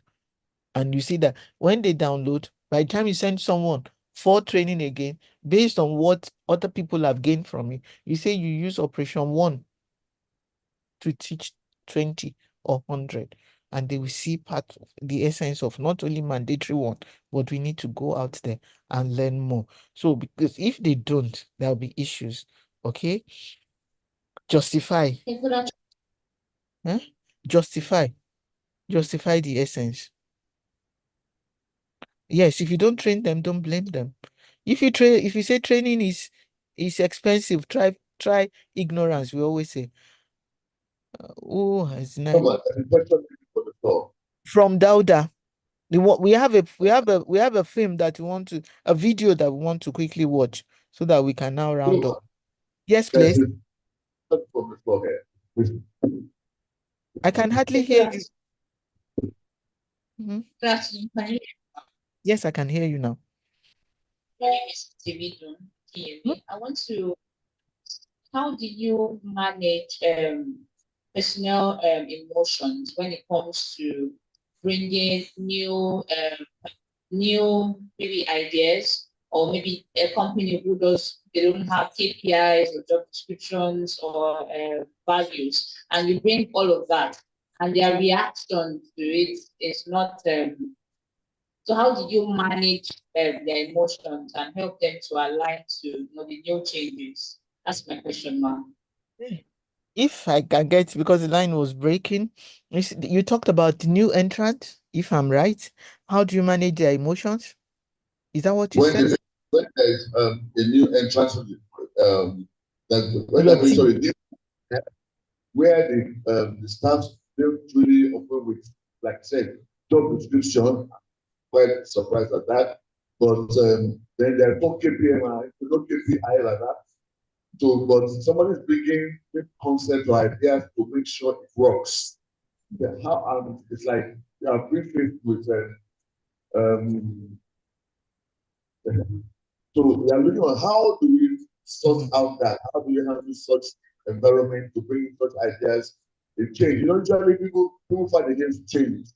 Yes. They are used to doing it. There's no particular way. They don't do the way they want it. But somebody that knows better, maybe after production, somebody now starts bringing ideas. How do we bring in these new ideas to make it better? Thank you, man. Okay. Like new entrants that have brilliant ideas and whatever. And how do we manage them? If I get the question right, how do you manage them? And maybe looking at the issue that whatever the person is bringing is going to bring about some changes in the system. What we should do when you are, if I got that well, let me break it down. If and when you are bringing new entrants to the team or onto the job, you are onboarding, and the person comes with brilliant idea, let the person know that what is what do you how do you call it? Food for somebody will be poison to another. You tell the person, like we always say in Nigeria, calm down. We will take your idea, but let's weigh the options. You will not take whatever a new entrant is telling us. Oh, that's how they are doing it and whatever, and they are succeeding. When you get when you get to Rome, behave like the Romans. You say, calm down. Let's see Come up with your brilliant ideas and we study it and see how it can work for us. You cannot just take whatever the person has and say, oh, it's better than what we and throw away what we have been practicing for years. Remember the issue of culture? The issue of culture, you will not let somebody upturn everything. Eventually, that person that's bringing brilliant ideas may see that all what they're doing in their in his or former place may not work. We can only see if I got the question well, we can only see if that which can work for us. So whatever it is, new entrants, we are not saying they should take their turn, but they should allow us study and see what will work for us with their brilliant idea. How to manage personal emotion when faced with resistance. When you personnel, there will always be resistance. Hello? It's a gradual process. Yeah, Yes. can you hear me? Yes, I can hear you. Yes. Okay, so is as maybe a HR person or a manager, you're bringing all of this. You're bringing the job description, you're bringing the KPI, we're bringing what we learned here to the company, and then you're getting resistance to it from no, not from the management, from the staff, the same members. You're getting resistance to what you're bringing. So how do you help them align with this? That's my question. Okay. Yeah, how do you when the staff we always resist? But one thing is that when whatever we have learned here, as someone rightly said, Obi Onuchuku Chinyere says, it's a gradual process. Ideas can be implemented if tested and you are very sure that it aligns with the organizational goals. Thank you. It's a processing. Yes, please. Yes, I want to quickly attend to what she said, that where there is resistance, yes, there will always be resistance. If you study what they call change management is like you freeze, you unfreeze, and you freeze again. Okay? When you talk of change management, this is how we used to do it. And people now say, no, let's knock it down. Bah, bah, bah, bah, bah. They unfreeze. We try it out. And some work, some did not work. We go back to what has worked and what did not work. We freeze again and let it work for us. It's a gradual process, like what Onuchuku said. What you should do when you want to introduce new things is that one, if you have in-house union, whether junior or senior, get them into the know. After you have discussed with management, management should have a buy-in. Remember, as HR, you are not the owner of the organization. Remember what we said about corporate bonds yesterday. You need to get their buy-in before you throw it to the staff. You cannot cause uproar and come back to management. Remember, we said your attitude is it catching up as waves or ripples? Go there, get them support before you throw it there, and there'll be little resistance. I'll give you an example. In the place where I worked last, when they wanted to have a change, movement from typewriter and Canon or whatever, electric typewriter to computer, the union was involved. They told them, but before then, management had already decided that if you are not going to go into the future with us, this is what we want to introduce. Union was invited, or the stakeholders are invited. Let's not talk even about union now, because it's not all organizations that are here that are unionized. So the stakeholders were invited into the meeting. Say, go back home and tell your people that you want to move into a future, not typewriter, not Canon electric. We want to move into the future of computer.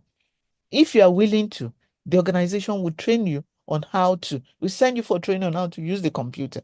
If you are not willing to, please throw in your paper. They pay you all your entitlement, and they got it. Those who were not ready to go into that future. So you cannot go and introduce change without getting the backing of management. Even when you get the backing of management and you take it back home to the workforce, there will still be resistance. Why do we want to change? People are saying we should go into AI. So you want to take my job? This is the only one I know. So there will always be change. There will always be resistance to any change at all. So we'd have to find a way of carrying them along before you start implementing. As Onuchuku rightly said, it's a gradual process. Okay, you can't run faster than your leg. So HR in public sector is quite challenging. The recruitment process is usually out of our hands, of course, or the agency. Downsides to this is that HR cannot select. Thank you. That is part of what we said when we mentioned the issue of performance management. At times, when they're talking of performance management or promotion exercise, they say we want to use the CBT, okay? But when you use the CBT, it's not in the hands of the agency. They get a contractor to come and do it. Okay, how do you now bring in all those monthly assessment and everything and all? There'll be percentages to some of this. How do we manage this as HR in the public sector? We need to do more. Thank God for what we have done and what has been introduced, but we need to do more to be able to ensure that even if the human face is on our HR or what, however we assess people in the workplace, are we getting there? What can be the impact of change in environments, in coaching and mentoring? The impact of change. Of course, by the time you mentor someone, you coach the person, as you are coaching the person on the job, you say, remember, we want to automate, and you have to be that part of that future. If we automate, the person say, okay, so all this one that you're training me now, does it mean I will not be able to do it? So you'll be able to do it, but you need to step up the game. That is why we mentioned continuous and never-ending improvement.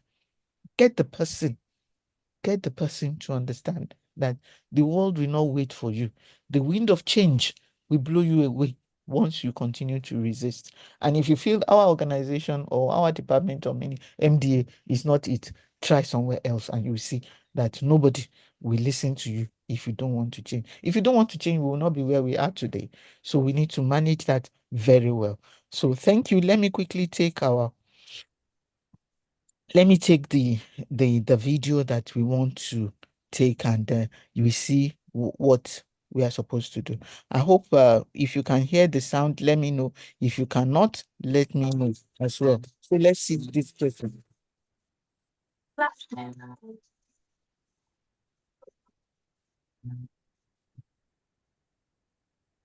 Can you hear the sound?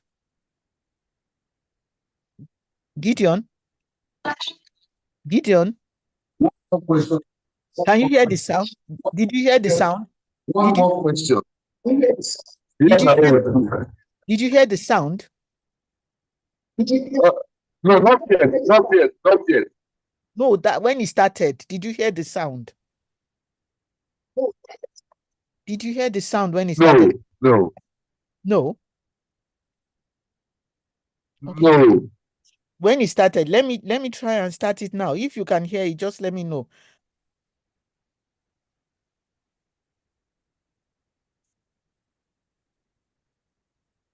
Did you hear that? Did you hear the sound? No. Okay. No. You didn't hear any sound at all. Okay. Okay. Okay, no sound. Okay. Let me get to okay. Okay, please read the question to me, then let's see. Read the question and let me know. Hello? Good afternoon, ma'am.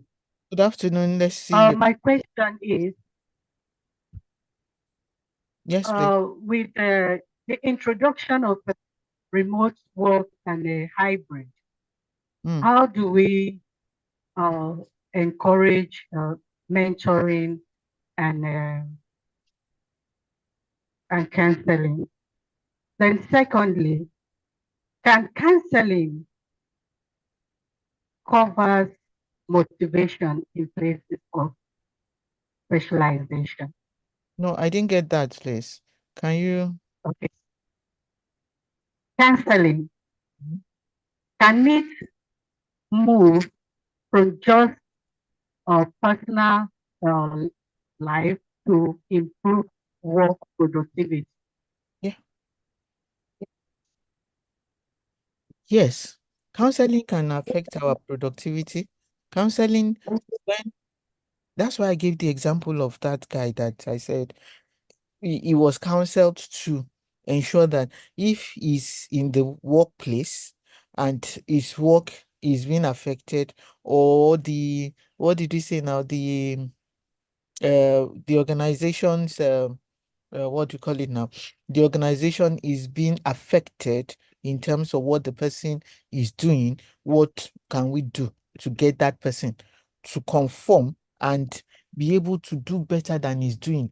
Okay, what counseling will do for you is outside of your job, but when you want to do something out of place, you will remember what my counselor said.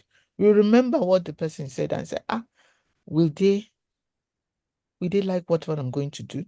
Will they like what will happen, what I'm doing? So these are some of the ways in which, as we said, counseling will help us to get there. Sorry. Counseling will help us to get there and bring the job to the fore. It will help you.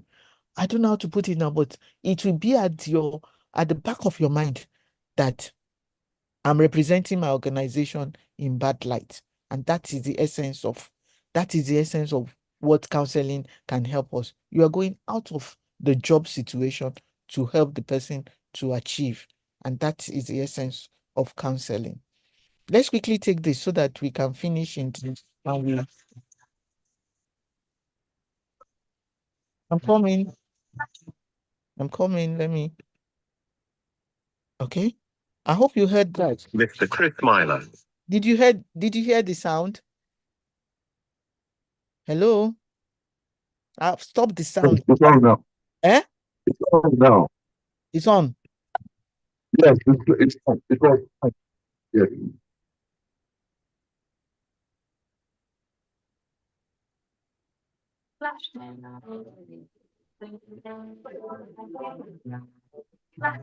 Mr. Chris Myler, an elderly carpenter who was ready to retire. He told his employer of his plans to leave the house building business, to live a more leisurely life with his wife and enjoy his extended family. Now, he would miss the paycheck each week. But he wanted to retire. The employer was sorry to see his good worker go and asked if he could build just one more house as a personal favor. The carpenter agreed and started working on the last project of his life. Since it was his last project, he worked half-heartedly. He said goodbye to overtime. He did not consider to find the best cement mixture. He did not consider having a swimming pool in this project. He did not use quality wood for doors. The furniture was not of good quality.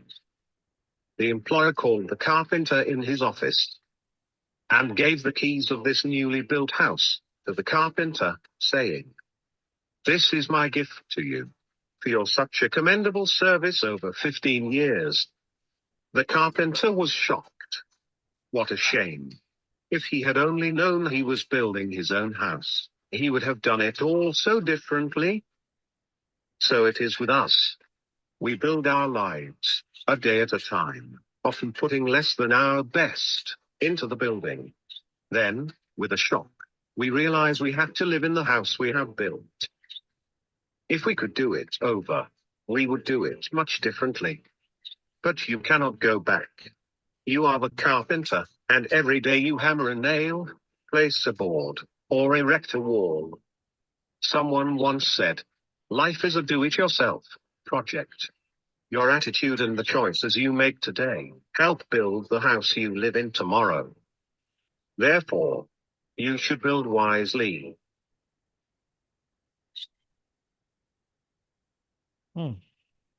I'm sure you heard that and we learned one or two things from there, and we'll be able to see what we can do.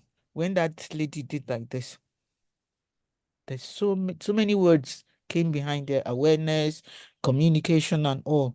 When you go online, you will see that video. Please go through it and you will know one or two things. You'll be able to pick one or two things from there and you will build wisely. Thank you for listening. And if there are questions, we can put them. Okay. Is there anybody that said, what are the changes? Okay. No video, but sound.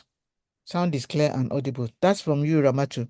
So whatever it is, please, let's build wisely and we get there. We'll be able to understand what our roles are as HR, and we will get to understand how to manage people. From yesterday, we've been talking about managing people, and we see how we can also manage ourselves through EI, emotional intelligence.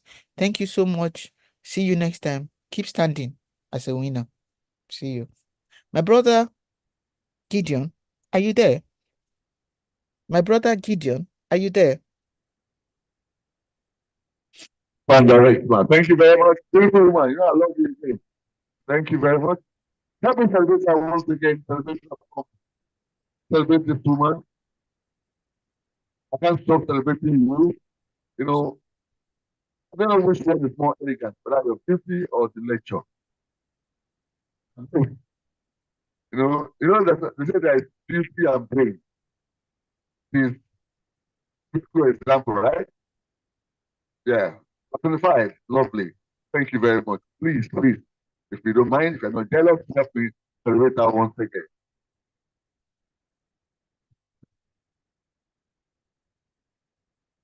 Speaking all the way from UK and doing Nigeria, and we are getting ourselves and the lecture seems to be as if we are together under the same roof.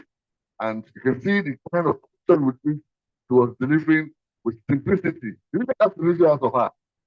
Simplicity and well detailed. Don't worry, I'm going to have the slides. But please, like I always tell people, don't just take the slides and just skip them. No, go through them. Just enjoy them. You know, romance them so that they become part of you to the extent that when you begin to deliver, it will be as if it's your work. You know that when you're taking something, it will be as if it's your work. All right. Okay. Those of you online, thank you very much because to see that you are truly and thoroughly part of the presentation. You are just there dishing out comments and all that. Thank you very much. And for what we do here, I always want to say that we need to recognize the fact that, like I said earlier, that if you unlearn to learn, then there's room to do one more thing. What is that? To relearn. Thank you. So it's unlearn to learn so that you can relearn. Why? Learning is a continuum. You've got to take it on and on because if you want to remain relevant, you've got to keep going. Like ask questions when bringing ideas. You've got to know how to push in the idea. Like I've already made comments while Madam was talking. They are responding to your question that if the management had a buy-in into the idea, definitely the company has bought it. So every staff must align. Now the question now is, how do you make them align? So it's about getting them to understand the process. So that you don't be like somebody who wants to withhold. You want to just prove at the best. Every time you bring an idea. So as long as you are able to turn it or prove it to the management and it has been bought, it is important that you don't just process how to convince the management to take your idea. You must also have an idea of how to let it cascade so that everybody in the system can take it in. Because the bottom line is the idea must produce. No matter whatever harassment, insult you get, listen to me, your result will cancel the insult. No matter how they feel that what they talk to you, but when that thing brings results, it will clean up the insult. They begin to embrace you as somebody that they got to keep face to their company. Why? Because they are not doing it because, let me tell you something, it's not the idea you bring that made them increase your salary. It's the workability of the idea for the management that made them say, okay, they will do something. So it's about teamwork. You heard it there also. It's about teamwork. Because I want to bring somebody, but before I bring him, that think standing. I love that. Sit down. That think standing. That means don't just think sit down as if that's the best. No, you have to be standing. That means to be ready to move. Because that's not the best forever. Maybe best. Remember when she told us about the typewriter, it was the best at that time. But eventually, another one came. Very soon, another one came. Now we're talking about now. Computer now is becoming anything. Before there are people that have access to computer. Now, children, little kids. I dropped my tab somewhere. I just saw my daughter opening tab. I said, "Which one is yours?" I just borrowed myself pens. I said, "That is where the school fees is going." So I just no. I just have to just let her.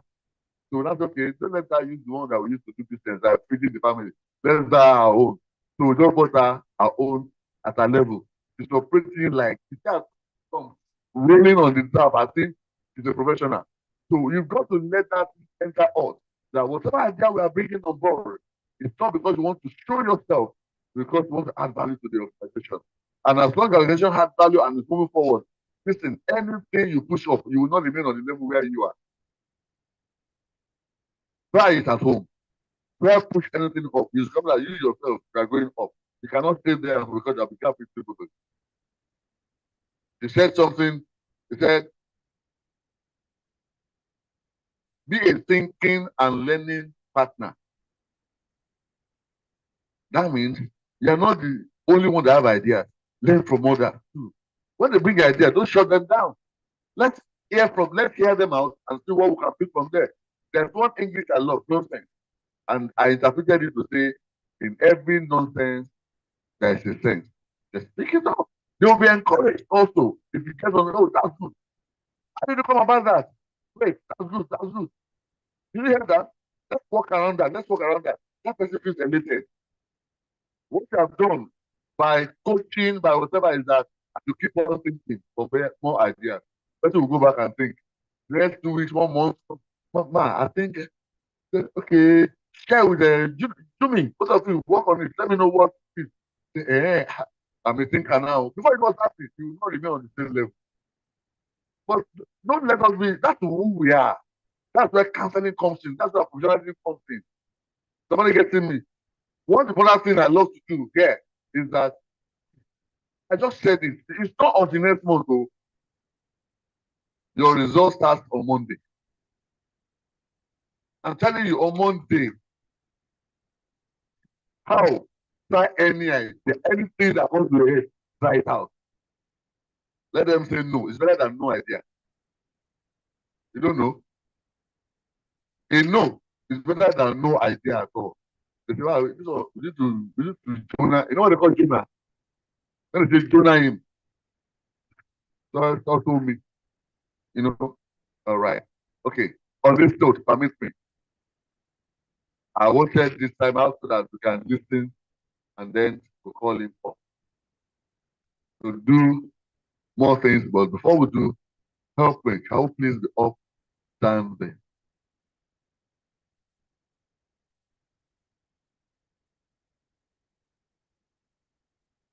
I want to welcome to this table one referred, lovely man, did also versatile, and fortunately for us, the Institute, the President Council. We are very honored and privileged to have the President in the house. Help me as I welcome Dr. Samuel Olufemi Omoyele. Please celebrate him as he comes forward. Wow. My president is here for you. Wow, wow, wow. Good to have you, sir.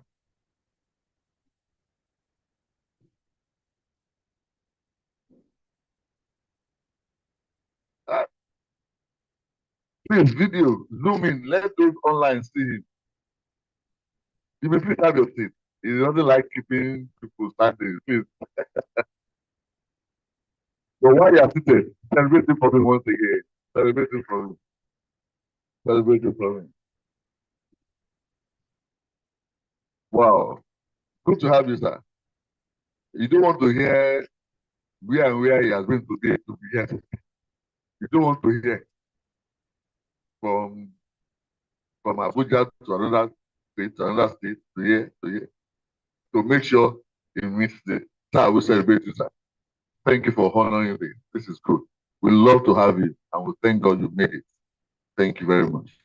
All right. Okay, what we are trying to do is we go straight. I'm going to give him, I'm not taking that microphone. He's going to just give us a little bit of explanation. Then we'll go to one of the major things why we are here. Okay, so once again, happy birthday, my president, Dr. Samuel Olufemi.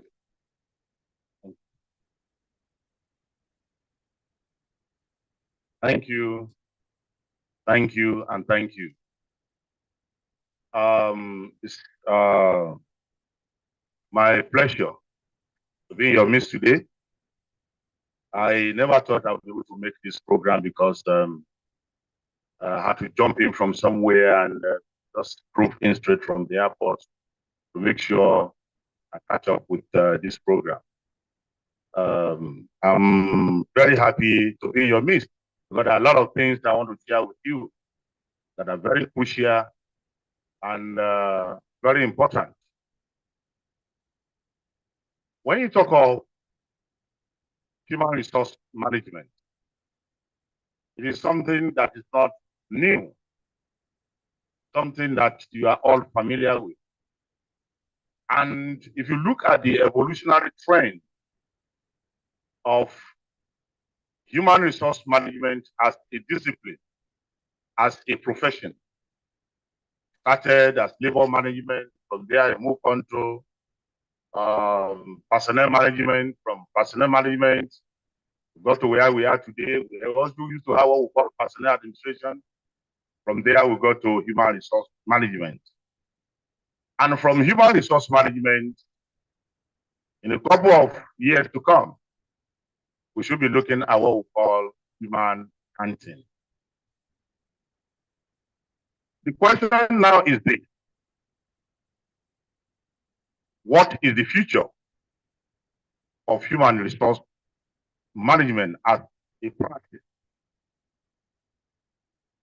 What does the future hold for us as practitioners? This is the fifth industrial revolution 5.0. We are there already. Artificial intelligence is taking over people's jobs, not our job anyway. Rather, it's creating more jobs for us because of the element of rationality. Robotic science is everywhere. It can also not take our own jobs. Rather, it will create more jobs for us. Why? The element of rationality. In Japan, in China these days, you will see, you go to public lectures like this. If you are not vigilant, it is most likely that it is a robot that will be making the presentation. In universities there, attempt is being made to save money by recruiting or buying more of robots to teach in classrooms.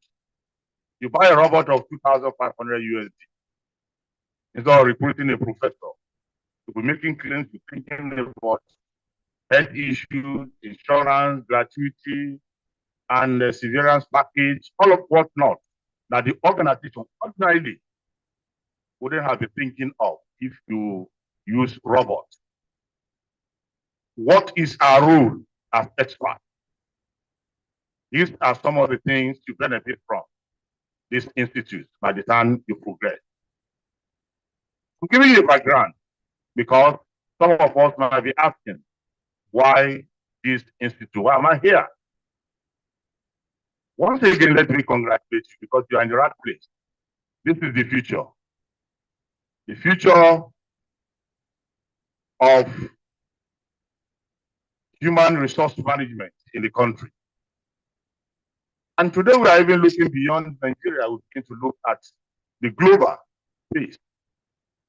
We want to see how we can partner with your institute outside the country, beyond Nigeria, where our presence will be felt strategically. When you talk about human resource management, at every level, it has gone beyond the issue of recruitment, selection, placement, performance management, and all what's not. Today, attempt is being made to look at the wellness, the mental state of your employees. Tell people it is not everybody you think is normal that is normal in your workplace. As an HR expert, you must be conscious of the people you meet with in your workplace. There are people who are very toxic naturally. I hate to use the word toxic and poisonous, but they don't believe in team playing.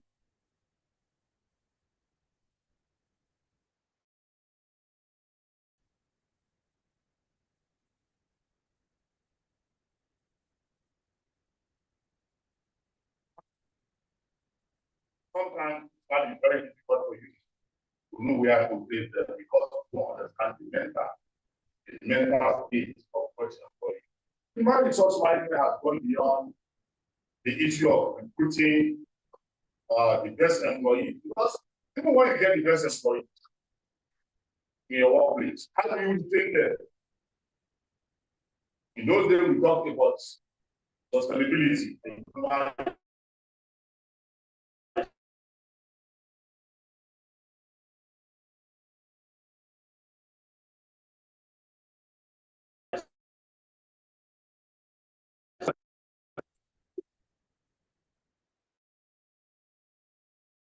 Would say we have two types of key. One will give you the job. One will keep you on the job. You need a hard skill to get the job. You need a soft skill.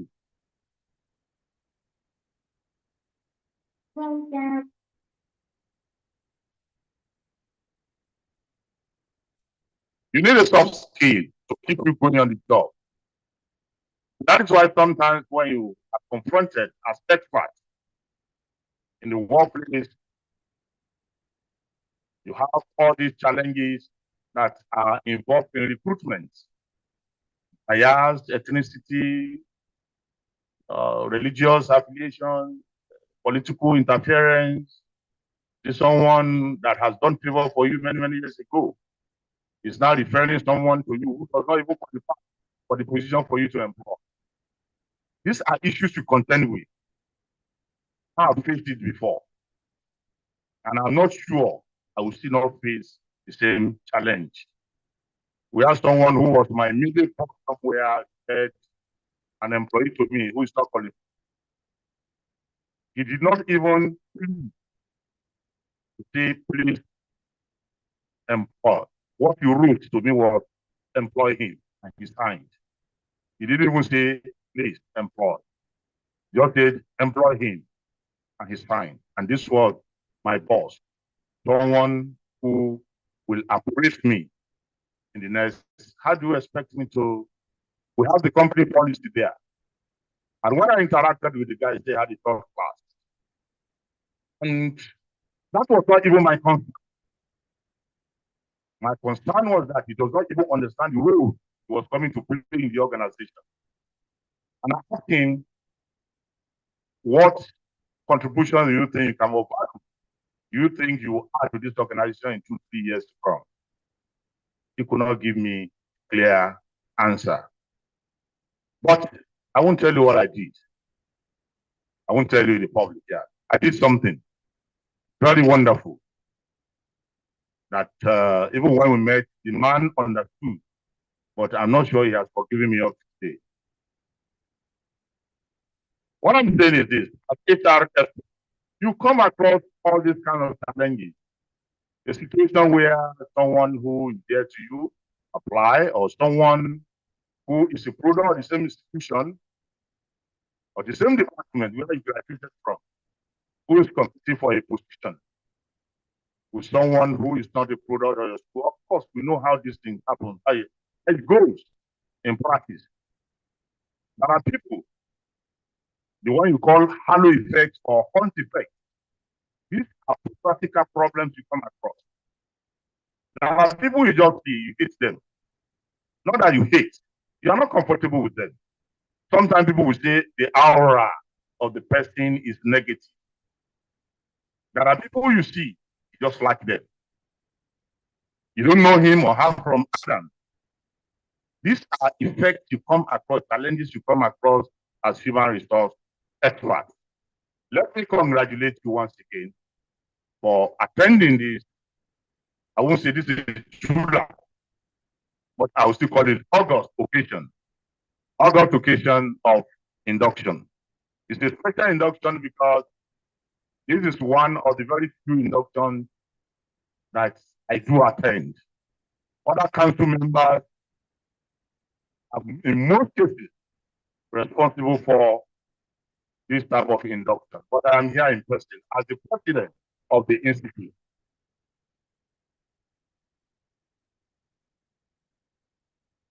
Thank you. I have a lot of activities, many a time that has to do with the institute, and I also have some national engagements that I normally participate in. I had one yesterday with NMPs. I just came in this morning. In fact, I rushed in from the airport to this place because we had a delay somewhere. Ladies and gentlemen, I welcome you to this occasion once again. Please enjoy your stay, and by the grace of God,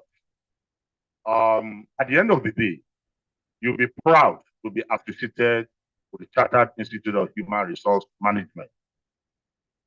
Again, you must also be mindful of your activities, because whatever you do now, you are expected to be a good ambassador of this institute, anywhere you find yourself. There are certain things that are not expected of you. There are certain things that are also expected of you. The institute is open to all of us. I'm the president today. Tomorrow, it will be you. So we have to be mindful of what you do in the institute and beyond the institute. Congratulations. This is the third time I'll be congratulating you because you have to be congratulated.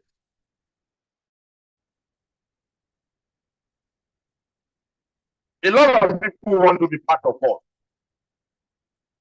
but you know how it happens. We screen you, we assess, we look at where you belong, and sometimes we'll delay your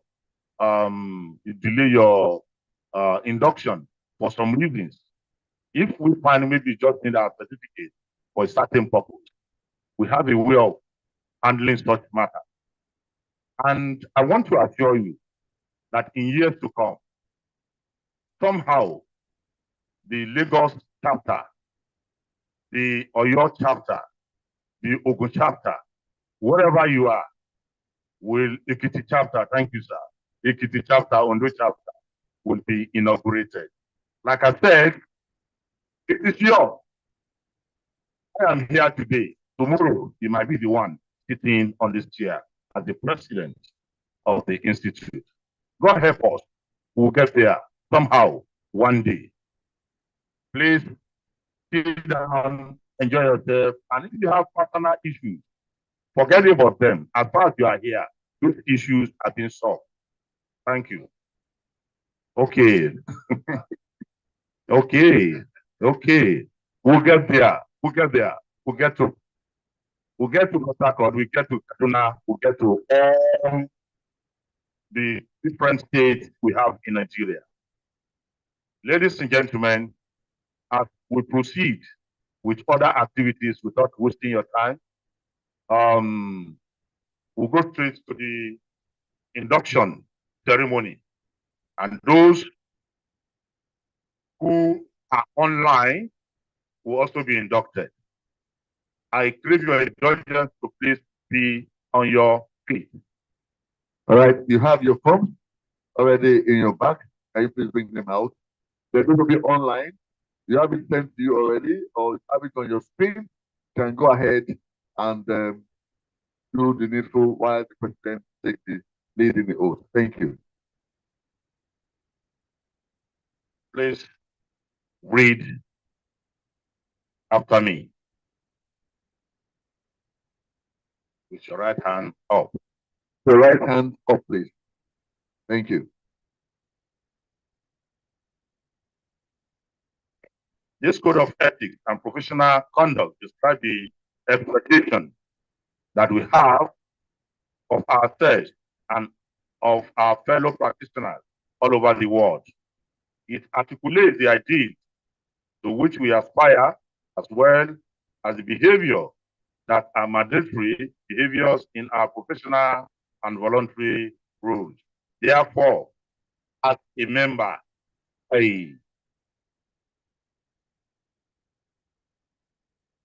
pledge to conduct myself professionally with truth, accuracy, fairness, and responsible to the public.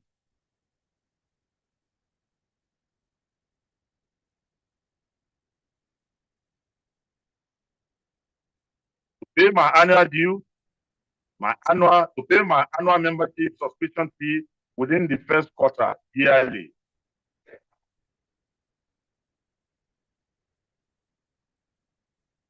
To foster the highest standard of professional competence among those whom I am responsible.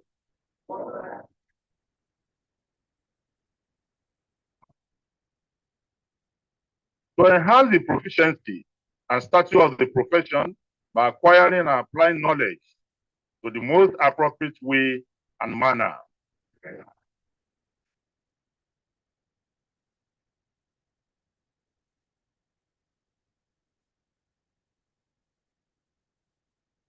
To participate in all professional development programs so that one's knowledge and performance are enhanced.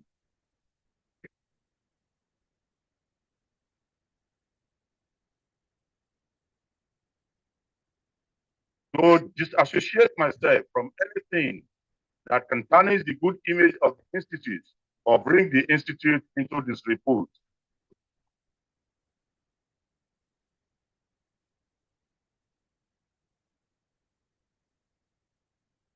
To honor confidence received or given in the course of professional activity.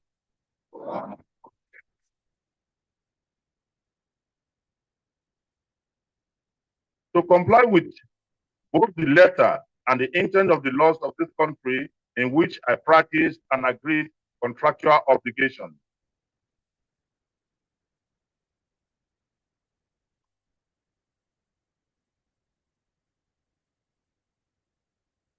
To cooperate with all the organizations and individuals engaged in activities which promote the development and standing in the Institute.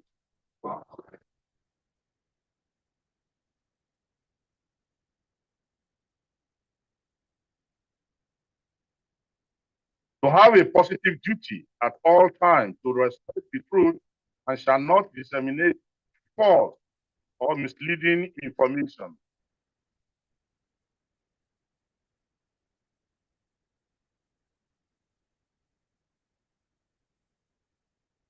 To abide by and to encourage others to practice the professional code of ethics of the Institute.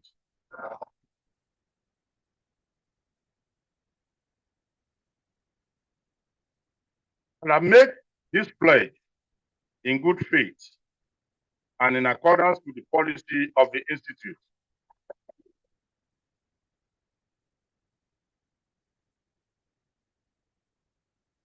I understand that the Institute reserves the right to suspend me or dismiss me summarily from the membership of the Institute should I violate any of the above promises which are voluntarily made by me. So help me God.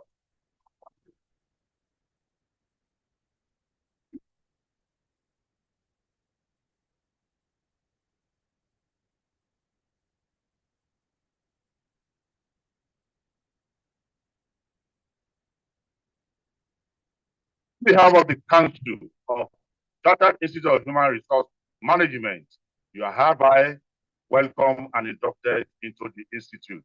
Thank you so much. You may have your seat.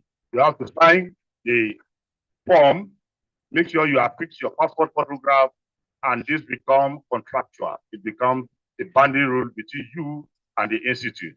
Thank you. All right. Hereby inducted. Once again, I celebrate you. Celebrate yourself. Is that the best you can do for yourself? Online, can I see you celebrate yourself, please? Online, let me see. I can see you. I can see you. Ugang, I can see you. Kami, I can see you. You're not celebrate yourself, Ahmed. Yes, I can see you now. You're doing that. Yes. If you are cool, I can see you. Yes.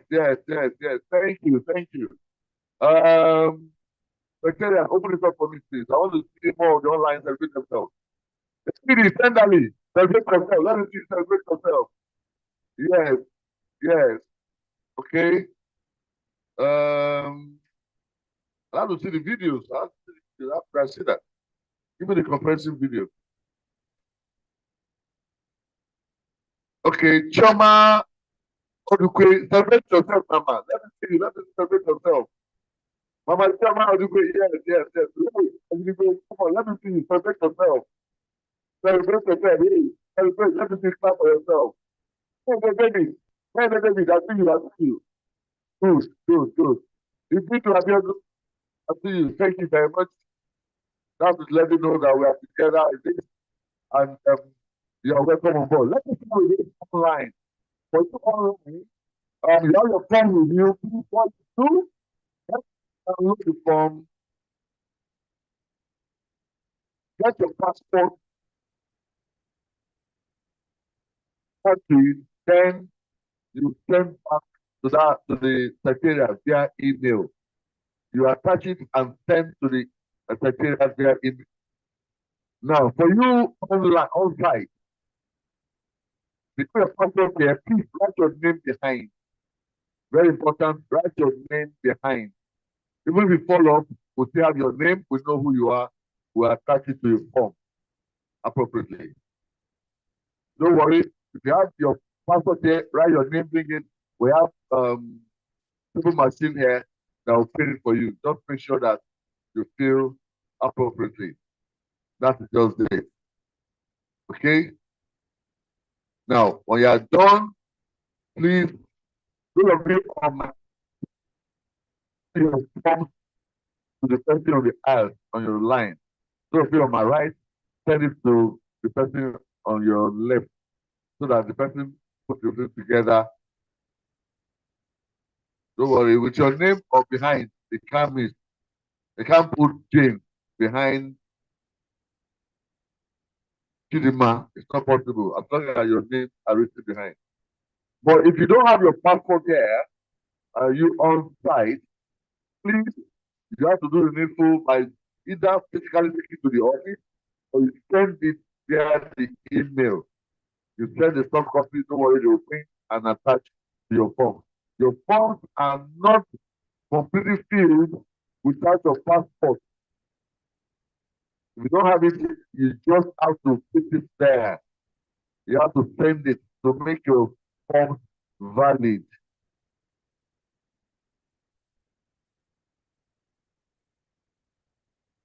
We have 2 more minutes to get that sorted out.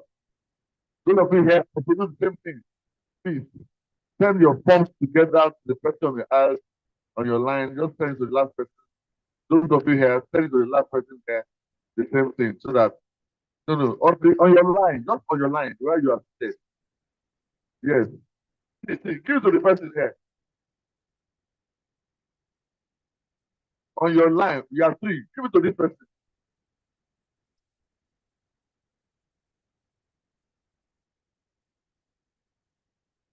Write your name behind your passport. Please make sure your names are behind your passport. It's important to put your name behind your passport.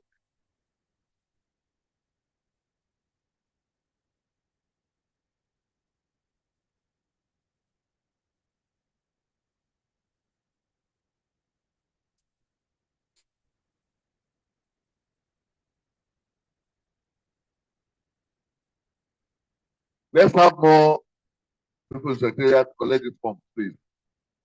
2 people seems to be too small. Let's have more hands collect the form.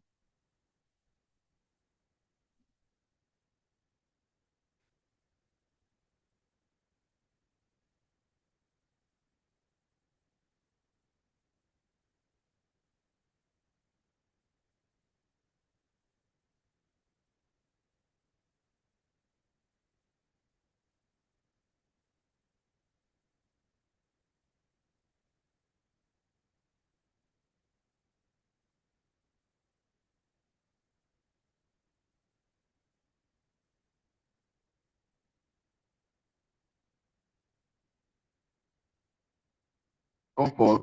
There are people here.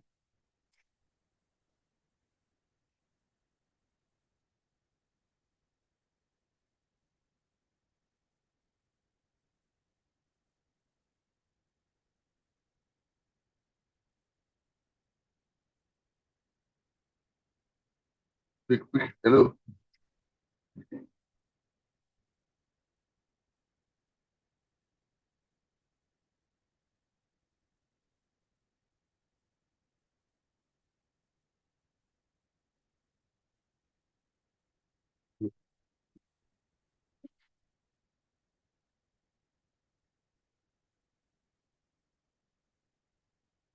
Just make sure you have your name behind the passport. You can't mix.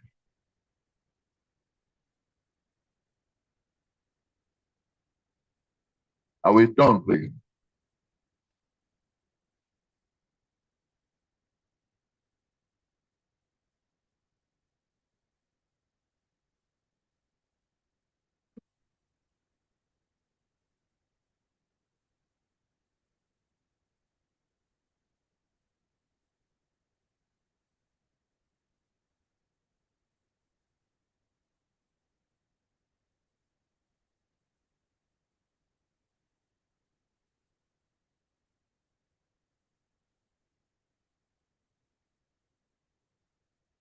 To make sure that we have all the forms.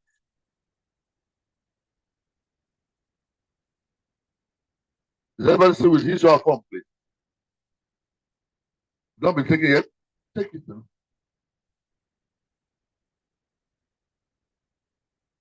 Any other person with form? No word. All right, we'll go straight to the presentation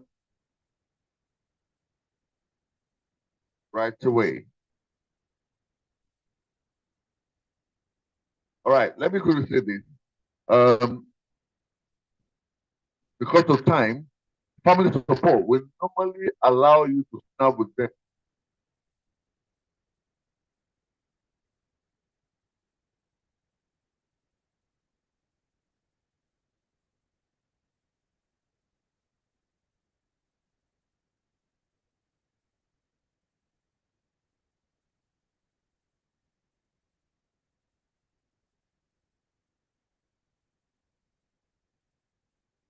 Okay. I don't mean to say that, please, we'll not oblige that today. We'll ask that you do all the pictures for the family support outside. So what we'll do is that you just come here, get your certificate and your flag or something. You take it from the president, then you go. So when we are done, move outside there, you do the needful. The floor is there. We have enough space and snap several at the same time. Then when we're done here, we're going to have a group picture outside. We're going to have the doctoral fellows. Okay, don't know if we can do that here. Then the rest fellow and full member and associate will do all that also outside. But usually we join them together. We're going to have it all together as in a frame. All right. Thank you very much for your understanding. Okay, we'll go straight to the presentation. I have the pleasure and honor to invite my president, sir. Let's set the pace.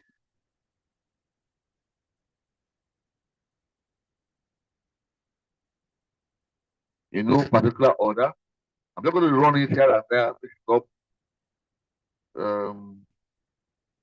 Let's do this.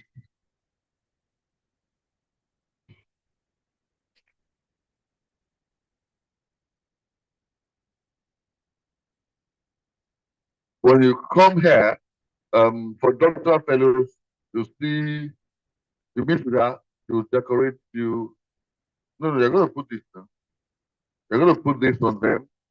Then you move straight here to snap picture and collect your things. Okay? But let's see. When you get here, I know you know. You know, I just have to do my job to say it. I know you know what to do when you get there. You receive it with left, shape with right hand. I know you know. I'm just saying it. Receive it with left and shape with right hand. So it's no disrespect to collect with left. I know. I know you know. Just that. But don't say it, that's your friend. Okay, Dr. Joseph Oladele Omotunde, celebration please.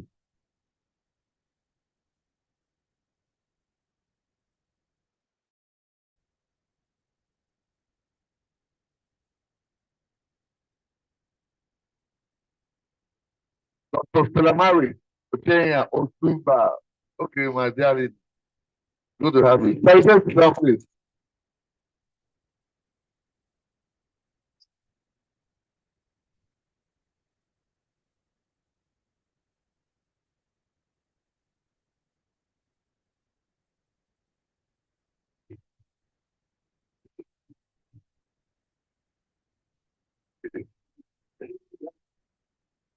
Dr. Ebonema Benjamin.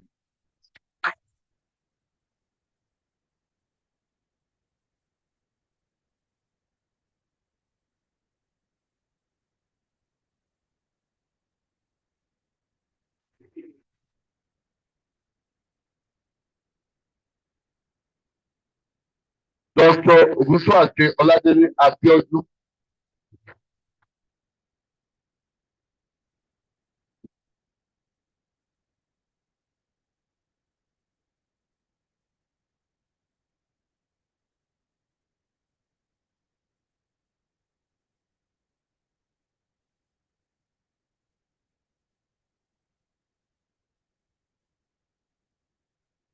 Congratulations, Dr. Michael Adekunle Onabanjo.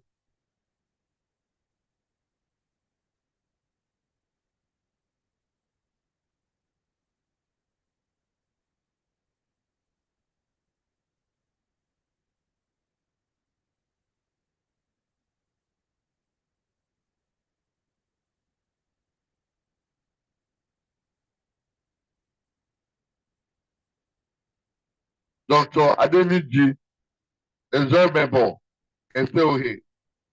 I try small. That name, man. Well, I didn't do jam. Oh, school abroad. Wow, lovely. That's with Benin name, right? Amen.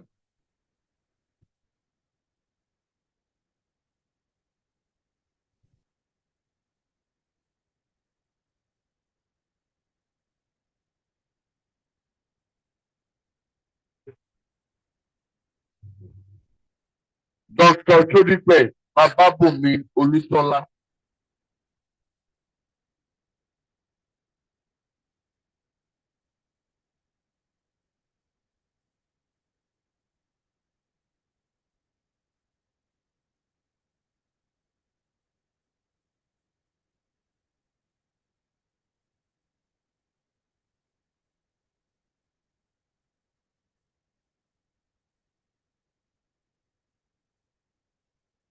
Okay. All the doctoral fellows can you come outside? Yes. Doctor, please join them.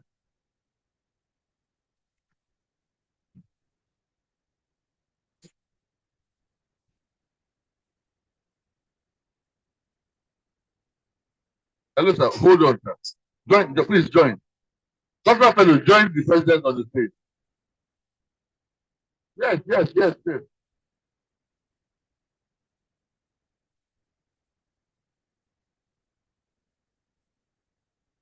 Go to that side too. Me.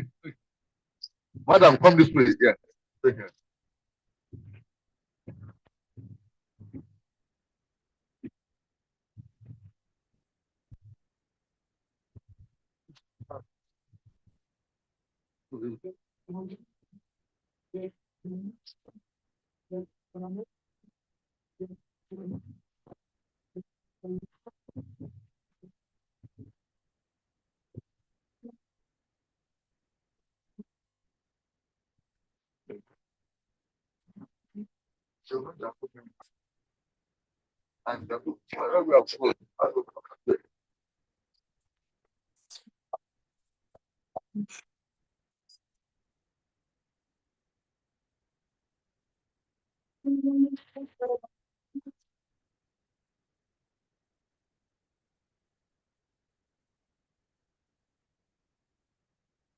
All right, thank you. Who is the hello, sir. Me, Nabi. Okay, you can go. Sir, you need to take care of your picture with the president. Thank you. No, yeah, we have done all this one. No, later. You do later, not now. Please, please, please. His own was not taken well, so he wants to repeat.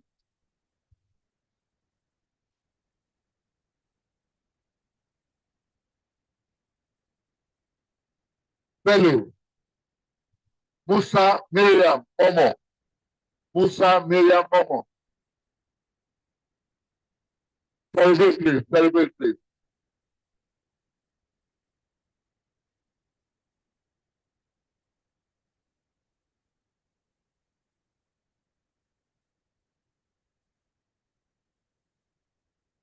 Adesua Igedo. Adesua Igedo, please.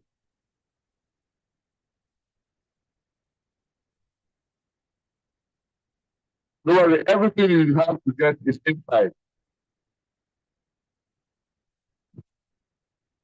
Yes, please. Olaniyan Adede Tayo.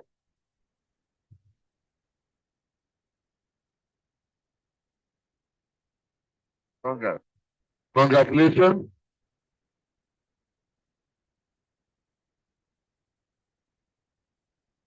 Felix, let Donubari Samuel. I thought I was going to use Lamborghini. Felix Samuel. Your name look at Lamborghini.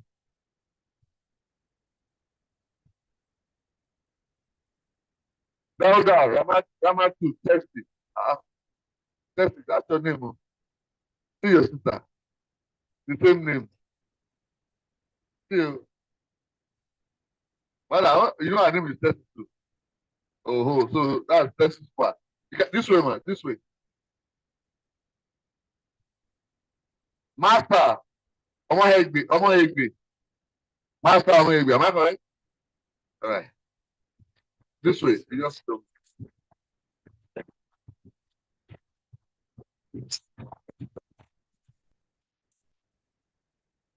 Bankole Abiodun Olawale. Celebrate, please. Thank you.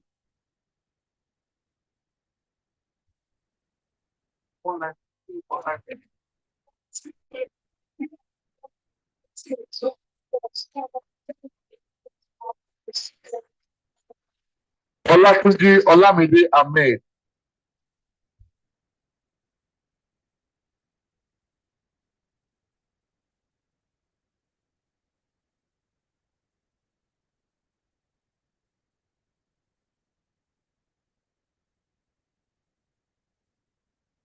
Full member.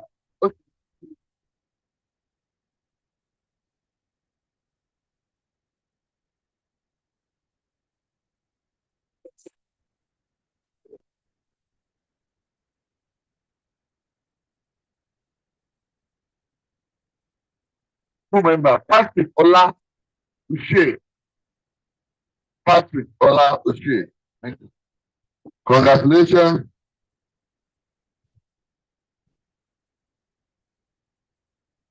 Ogundare Rachel Omochewa.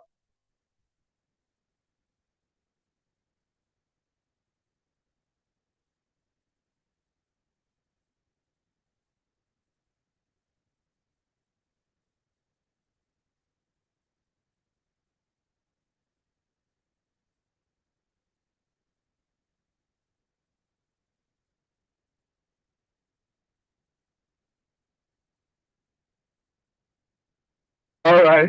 Okay, let's do some other things also. Onobujabi Agbolade Michael.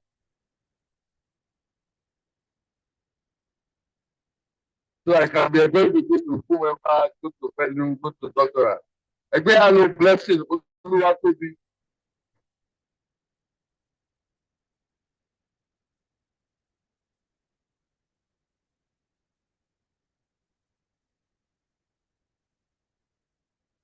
They snap it now.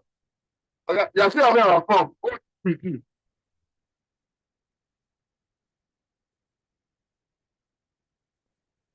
I'm still saying oh to that man now.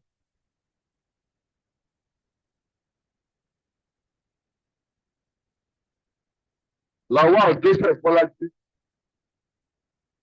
Celebrate, please. Let me applaud them. Applaud, please.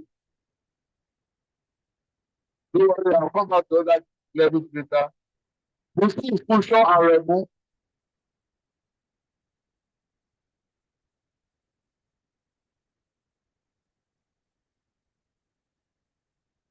Paul every Monday. Paul every Monday.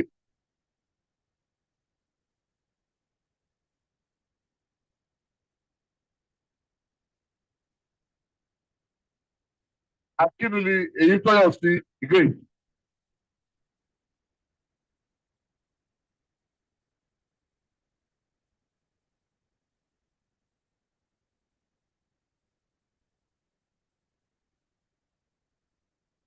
Eniola Deborah Adebayo. Afro please, Afro please.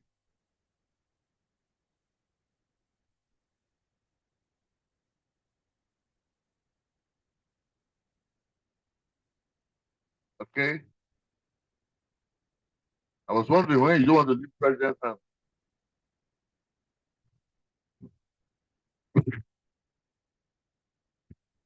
Blessing Omolola Amidele.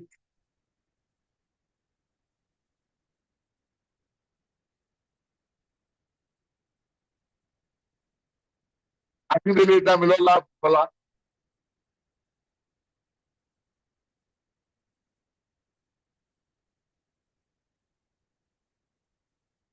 There's Bukola. Now wait, please. Odesoya Taiwo Mayoku Bayode. Thank you, thank you. You can see Dr. Raphael is clapping for you.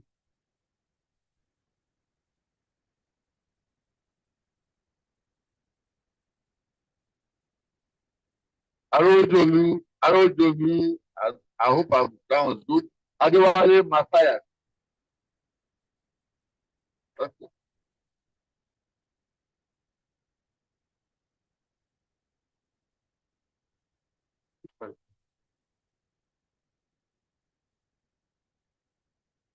Adeleye Samuel Kayode.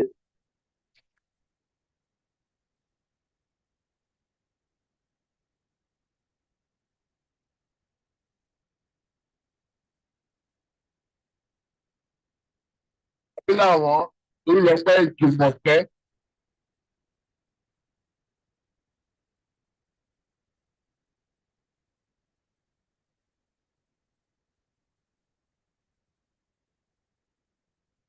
Abila àwọn your post is not easy. You are working gallantly. I love that.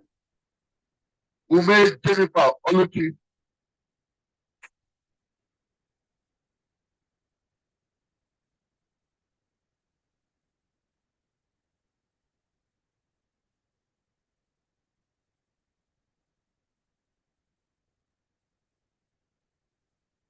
Akinyemi Temidun Yewande. I love this one. Temidun, I want to speak.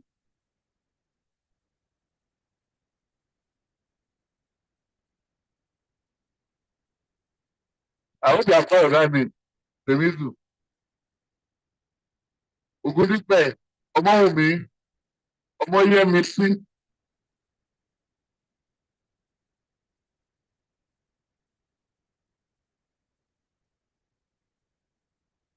Nadozie Kelvin, Ozomachi.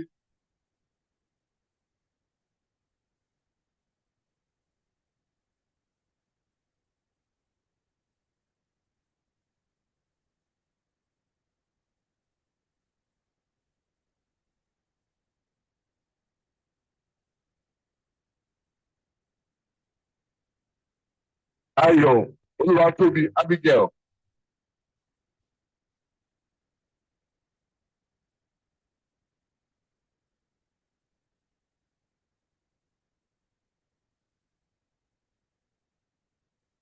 From Victor Olúmúyìwá.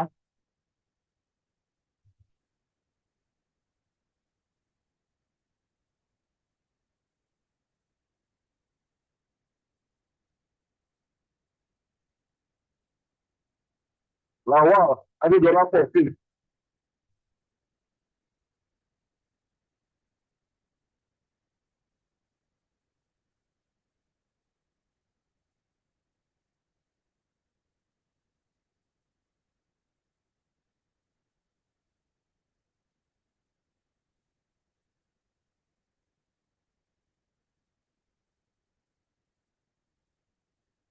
All right. Please, permit me to allow you sit and read that. I want to do something quickly. We'll come back to it. That's the issue we are trying to sort out. Okay. Media, bring it down. Please let me have the picture of the online audience. We need to do the online now. Bring that sound down a bit. I want to do online now. Of course, I expect everybody present to celebrate this online. Video, please make sure you're showing them, celebrating them, so that they can know that they are being celebrated. All right, we'll go straight to the online to see Dr. Fellow, P2, Omoyemi, Mubara, to let me celebrate them as I call the name. Famodu Olubumi Tibitayo, Dr. Marisa Mrs. Maureen Ngozi Dike, Nelson Unde, David T. Alugwe, Ibewu Ademi Olusola, Chioma Odukwe, Emmanuel Edet Afan, Charles, Clement, Okeke, Rajaga, David T. Alugwe, I call that, our fellow state, Amosuzi Ann, Ibrahim, Magaji Musa Samuel, Dr. Koya Josephine, Denusa, Olatunwo Gafar Kolapo, Ibidun, Abimbola Abedun, Senabe Tunde Michael, Ogara Ogunte Winifred, Benjamin Funlola Biola, thank you for coming to Andrew Obina Ijoli Espa, Moses and Ibrahim, Mwako Sandra Ayochi, Nayochi, Ebere Conscious Uzoma, Taekudin, Abu, Alade, Tedokpe Olukumi, Olurunke, Osumola, Ejedoko, Ken, Ogonea, Njoku, Okurubi Adetitu, Olutoyin, Umubi Opo, Naidoze. Thank you very much. I appreciate this. Adebi Julius Olaya, David Adeola, Adebambo, Mary Taiwo, Oladele Motilayo Stella, Iduku Oluchi Adaku, Olùjàtòyè Razak Adébọ̀wá, 2 members online, Efidi Tendali, Ebipade, Esther Olùdáyọ̀, Akíntọ́lá, Zabadi Jameson, Ifeanyichukwu Kenneth Ede, Anolapo Tinuade Daniel, Obi Oluchukwu Chinyere. Thank you very much for celebrating them.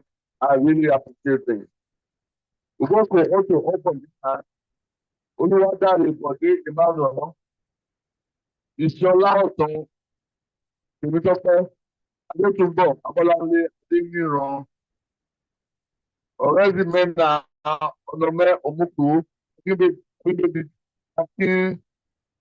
Jẹ Felix, Ṣẹ́gun, Adùn, Suzanne, Olúwadámilọ́lá, Associate Member, Salaudeen, Ọ̀rúnmà, Adébánkẹ́, Kíwọ́sí Olúwafúnmibí, Ìyanu Olúwa, Gang, Deborah Dauda, Rose Ìtùnú Ajídìgbò. For the first time, 22 members, I celebrate you. Ejugo, our patience. Oyemi, Efo, Efeorene, Adebayo, celebrate them, thank you. Salama, Zakaria, Aremu, Helen, Fumi, Dantawaye, Emmanuel, Otasowi, Obatoji, Terry, Isaac, Ade, Adekola.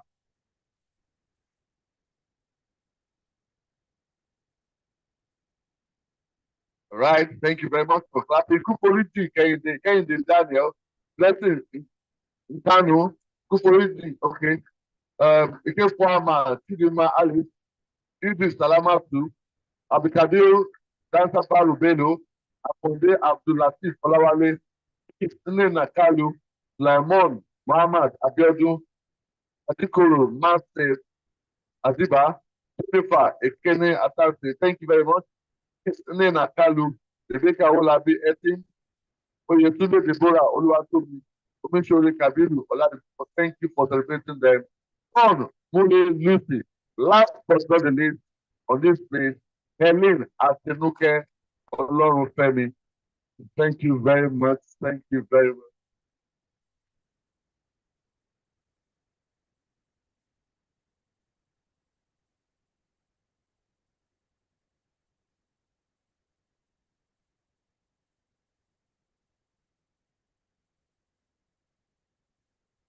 Can I have the president again, sir?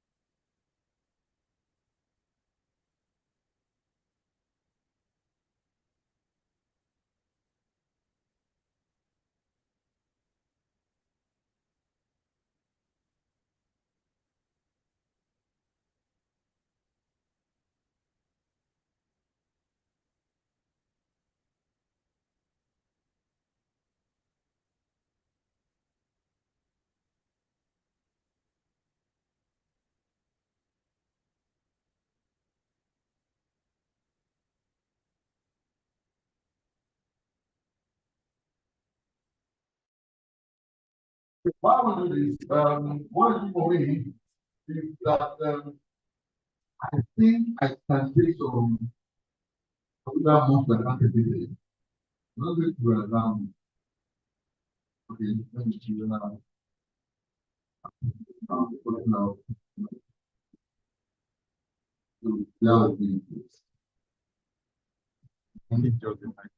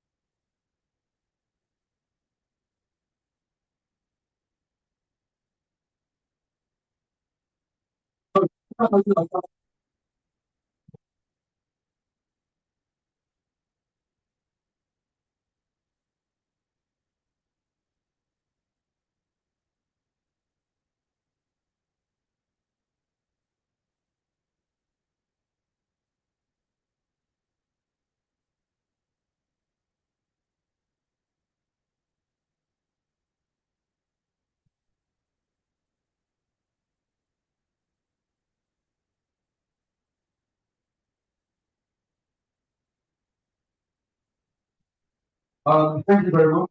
Thank you very much. Once again, congratulations. After time of this I want to with you. Please don't do wait so that why I had to do something now without those men so that so I remove it in way that again or we carry out people are not available. So you have to have the archive, that's what I have to provide. But why are you doing your thing and all that? So yeah, you can have it. Thank you very much for your understanding. Okay, once again, please celebrate yourselves for today. Thank you very much. Thank you very much.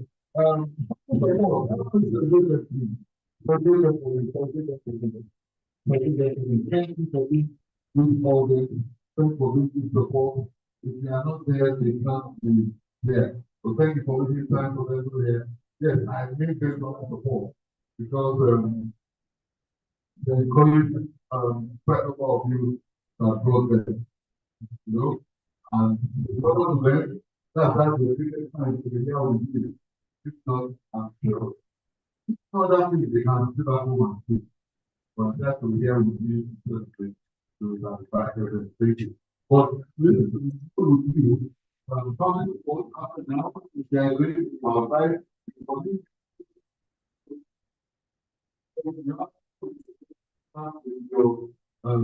because the family president of the year, and the goal is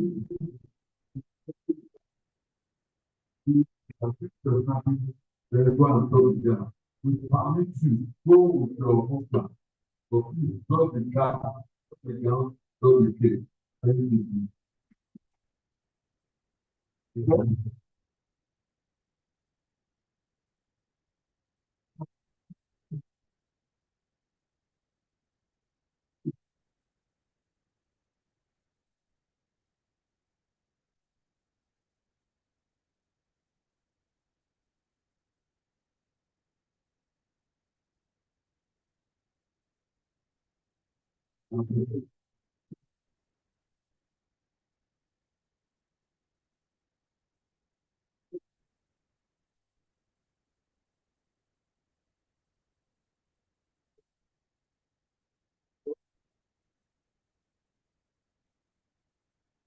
But we can go with four class, yes, for please, go to down and the car and keep it out. In Jesus' name, amen. Thank you. All right. Okay. Well, I'm going to for some of it. So, what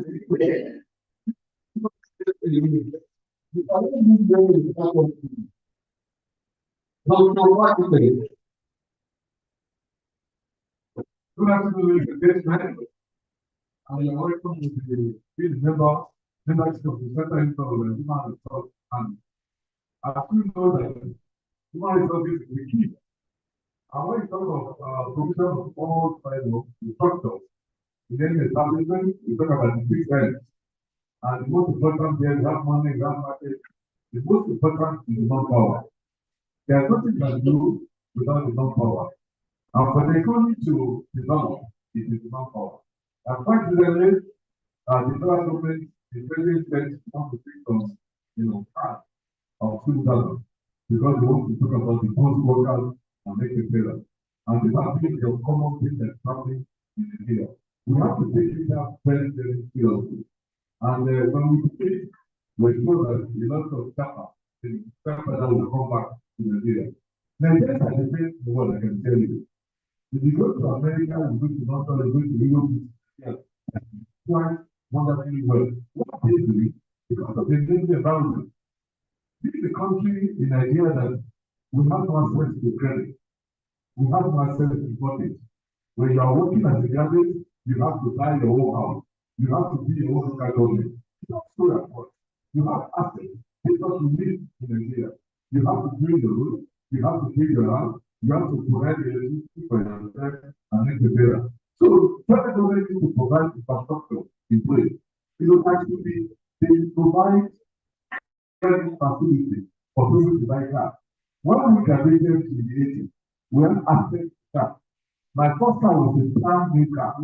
It's not that it's not possible. I'm going to do that. We need encouragement, we need to talk about what part is developed. That's what we have. And Lagos State is very bad. Why?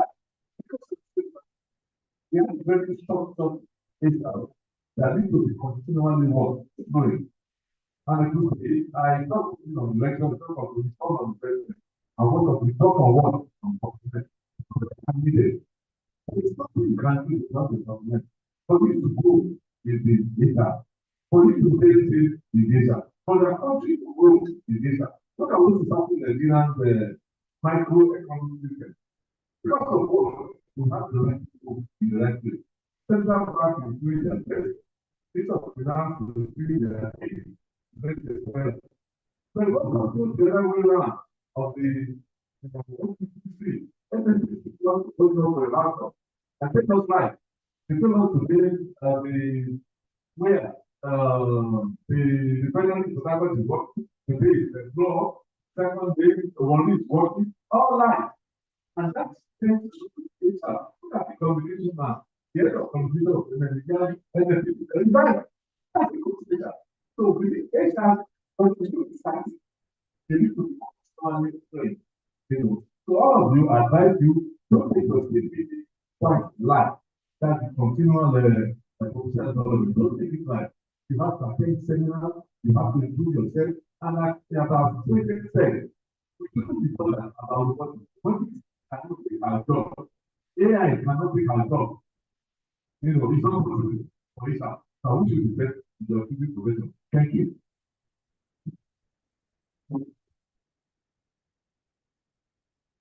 All right, even abroad now, they have to marry their own family. So here in Nigeria, you have to marry your wife by yourself. Oh, you don't know? I don't know why we live there. Most times, I went somewhere, I thought I was wondering where to fix the rented my uncle's apartment, so where to fix the cabinet. And he was fighting for the husband to be able to fix it. Now, we want to fix the cabinet by ourselves. All right, please, everyone can have it close, right?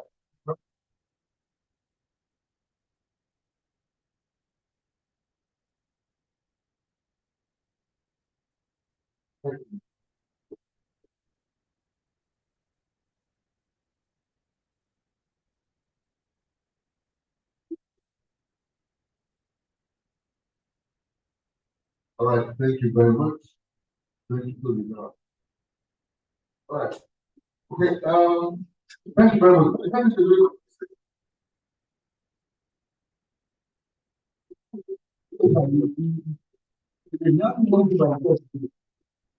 Wow, I didn't even know it. All right, good to have you, sir. Thank you very much. Okay, I don't know why the government is a lot of people don't come here and have this banking. I'm happy to be here today. I was always because it's something like this back complementary. I'm happy when I see the results come out of it. I think about people connect results and then all of that now. The platform will be added somehow where we have a little bit cold. We have one not too long ago in the last one, we had one. So we're going to call it for that.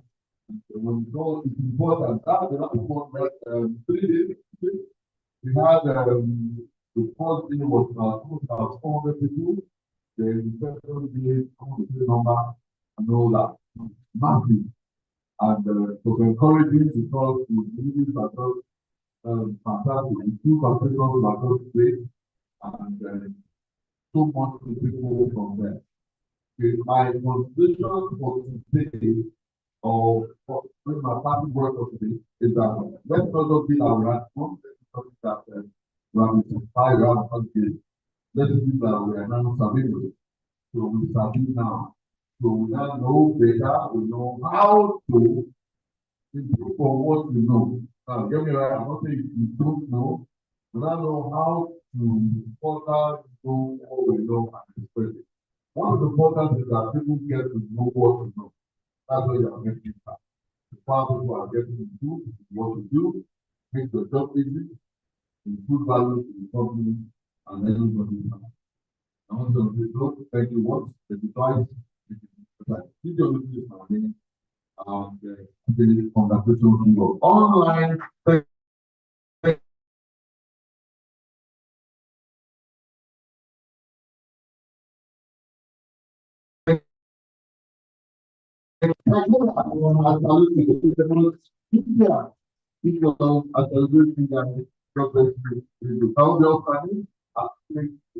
Before we take the prayer, when we finish the prayer, don't want to pray. You can't stand.